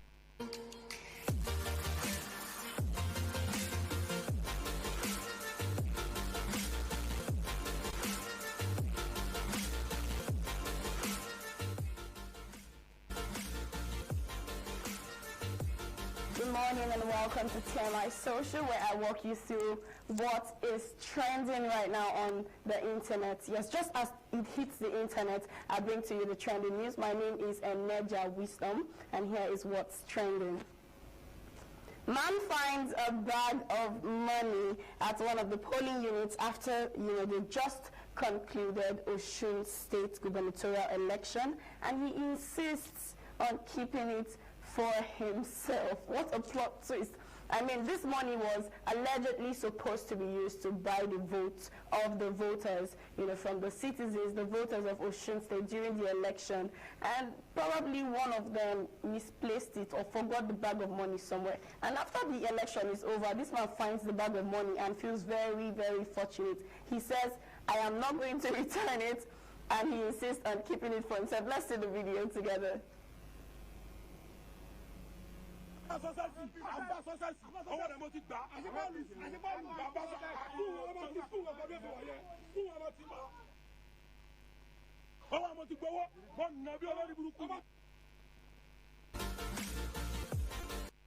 a lot of reactions on that note. While a lot of people are concerned about the fact that he showed his face in that video in such a sensitive matter, others are wondering, I thought we all agreed on not selling our votes. Why is there even a bag of money in the first place? Meanwhile, other people think, you know what, this is the perfect plot twist. Since they wanted to buy our votes, we're going to keep the money to ourselves and we'll vote for who we want. Let's go through some of the reactions. The first one here from Agenda Must Agenda. I so much support this. It is possible that we can be this serious. Is it possible, rather, that we can be this serious during the presidential election? Next from Vicky Bide. The only investment with a 100% loss and 0 votes in return. Novek says, this man shouldn't have shown his face. I think that is a smart one, truly, because why show your face in such a sensitive matter when you could be tracked and maybe the money collected from you? But oh well. The next comment here from Chakam. He says, now so you suppose be. Bid them, collect the funds, and still vote your choice. Tell another bro, the last comment here for that story, this is the way to go. Clearly, he is supporting the idea of taking the money and still voting for who you want. All right. My support for Tinubu is just based on he is a Yoruba man. You heard that right. The newly re-elected governor of Osun State, I'm talking about Governor Adeleke, he granted an interview and said it outrightly that he is picking President Bola Tinubu to be the president for the next 4 years simply because he is a Yoruba man. So he's endorsing him again simply because he is a Yoruba man. And you know, it's causing a lot of thoughts, a lot of mixed feelings, reactions here and there, because people are wondering, with all of the things going on presently in the country, although you have your right, I mean, your vote is your right, right? You can pick who you want to rule, to lead you, and that's the whole idea of a free and fair election, of voting for your own leader. So he has that choice for himself. But does this endorsement mean every single person in Osun State has to support the same person, has to vote for him in the upcoming election? What does it truly mean for Osun State? While a lot of people are concerned about these particular questions, others are, you know, dropping a lot of reactions about it being a backward way of thinking. I'll walk you through some of them very quickly. Chief Sam says, Peter Obi is the first Igbo man in the history of elections in this country to do a clean sweep in the southeast, and you people know it. But tribalism, propaganda, dishonesty, and wickedness is more important to you people than prosperity. Well, although this comment might be touchy, and you know, some other people are commenting due to the fact that he mentioned his endorsement being solely based on the fact that he is a Yoruba man and he sees competence in that. Other people are also picking candidates like Peter Obi just because he's an Igbo man. So what exactly does this mean for us? Where should we stand? Is this a good enough reason to pick the person that is going to lead you and determine a lot in your future for the next 4 years? From OLN, isn't this a confirmation that they are the most tribalistic people in Nigeria? Daddy Our Boy says, many people in the Southwest think like this, and young people, literate and illiterate, it's all the same. And the next one, politics will humble you, from Onyocha Emeka. It's barely 24 hours. He won the election, and he has granted and given more than 3 speeches in support of Tinubu. All I can see here is a man being controlled. Next one from Kingmaker. The North was insulted and called backward for making political decisions based on religion. The Nigerian problem is a cultural one. Hence, why even the educated have shown clear-cut evidence of foolishness. Now from Oge Fash. He should just keep the information to himself, I beg. Words are very powerful, and he shouldn't mislead others. As for me and my household, we are campaigning, supporting, and voting for OK. That's Peter Obi and Rabiu Musa Kwankwaso. Ireo. All right, the next one here, before I call it a wrap, is a very sensitive matter that affects us, especially in FCT. Abuja is sinking. Abuja is sinking indeed. A lot of people have been making jokes about Wike bringing Rivers State to Abuja. Literally, right, turning Abuja or allowing Abuja to turn into rivers. Literally, now I want you to focus on that. The fact that Abuja is a well-drafted state that was, designed, the landmark and everything was designed in the 90s, and it was supposed to be such a sophisticated city. And places in Abuja that have never experienced such a flooding, like Wuse 2, are now going through this water clogging and, being raised up to car level. People are not seeing where to put their feet when walking on the road anymore. It is such a sensitive matter now. And, it's bothering a lot of people, but it makes you wonder, is it just the government that should take accountability for all of this, or do we have parts to play in it? Because we have scavengers, we have young people that go at night and take out the cover of drainages, and this also causes problem, because when these floods rise, cars do not even know where to drive into. People could fall into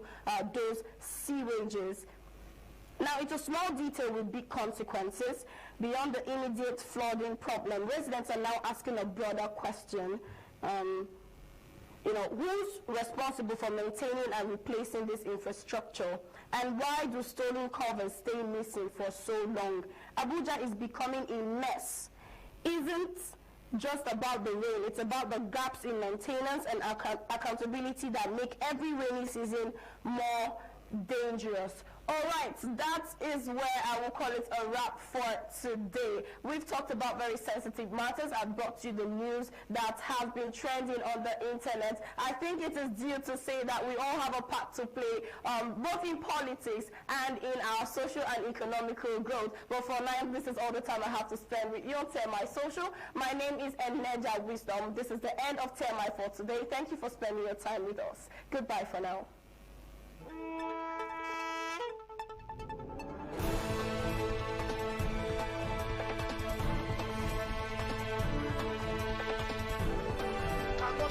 Any longer.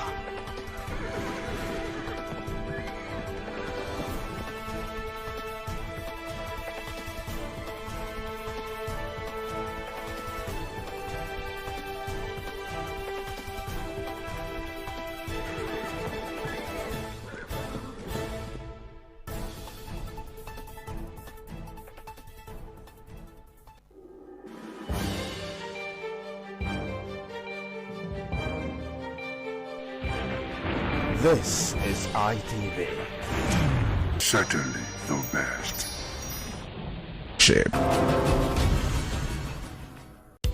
The threat of global warming is real. You have seen the destruction of lives and property as a result of incessant flooding. Make the environment a conducive place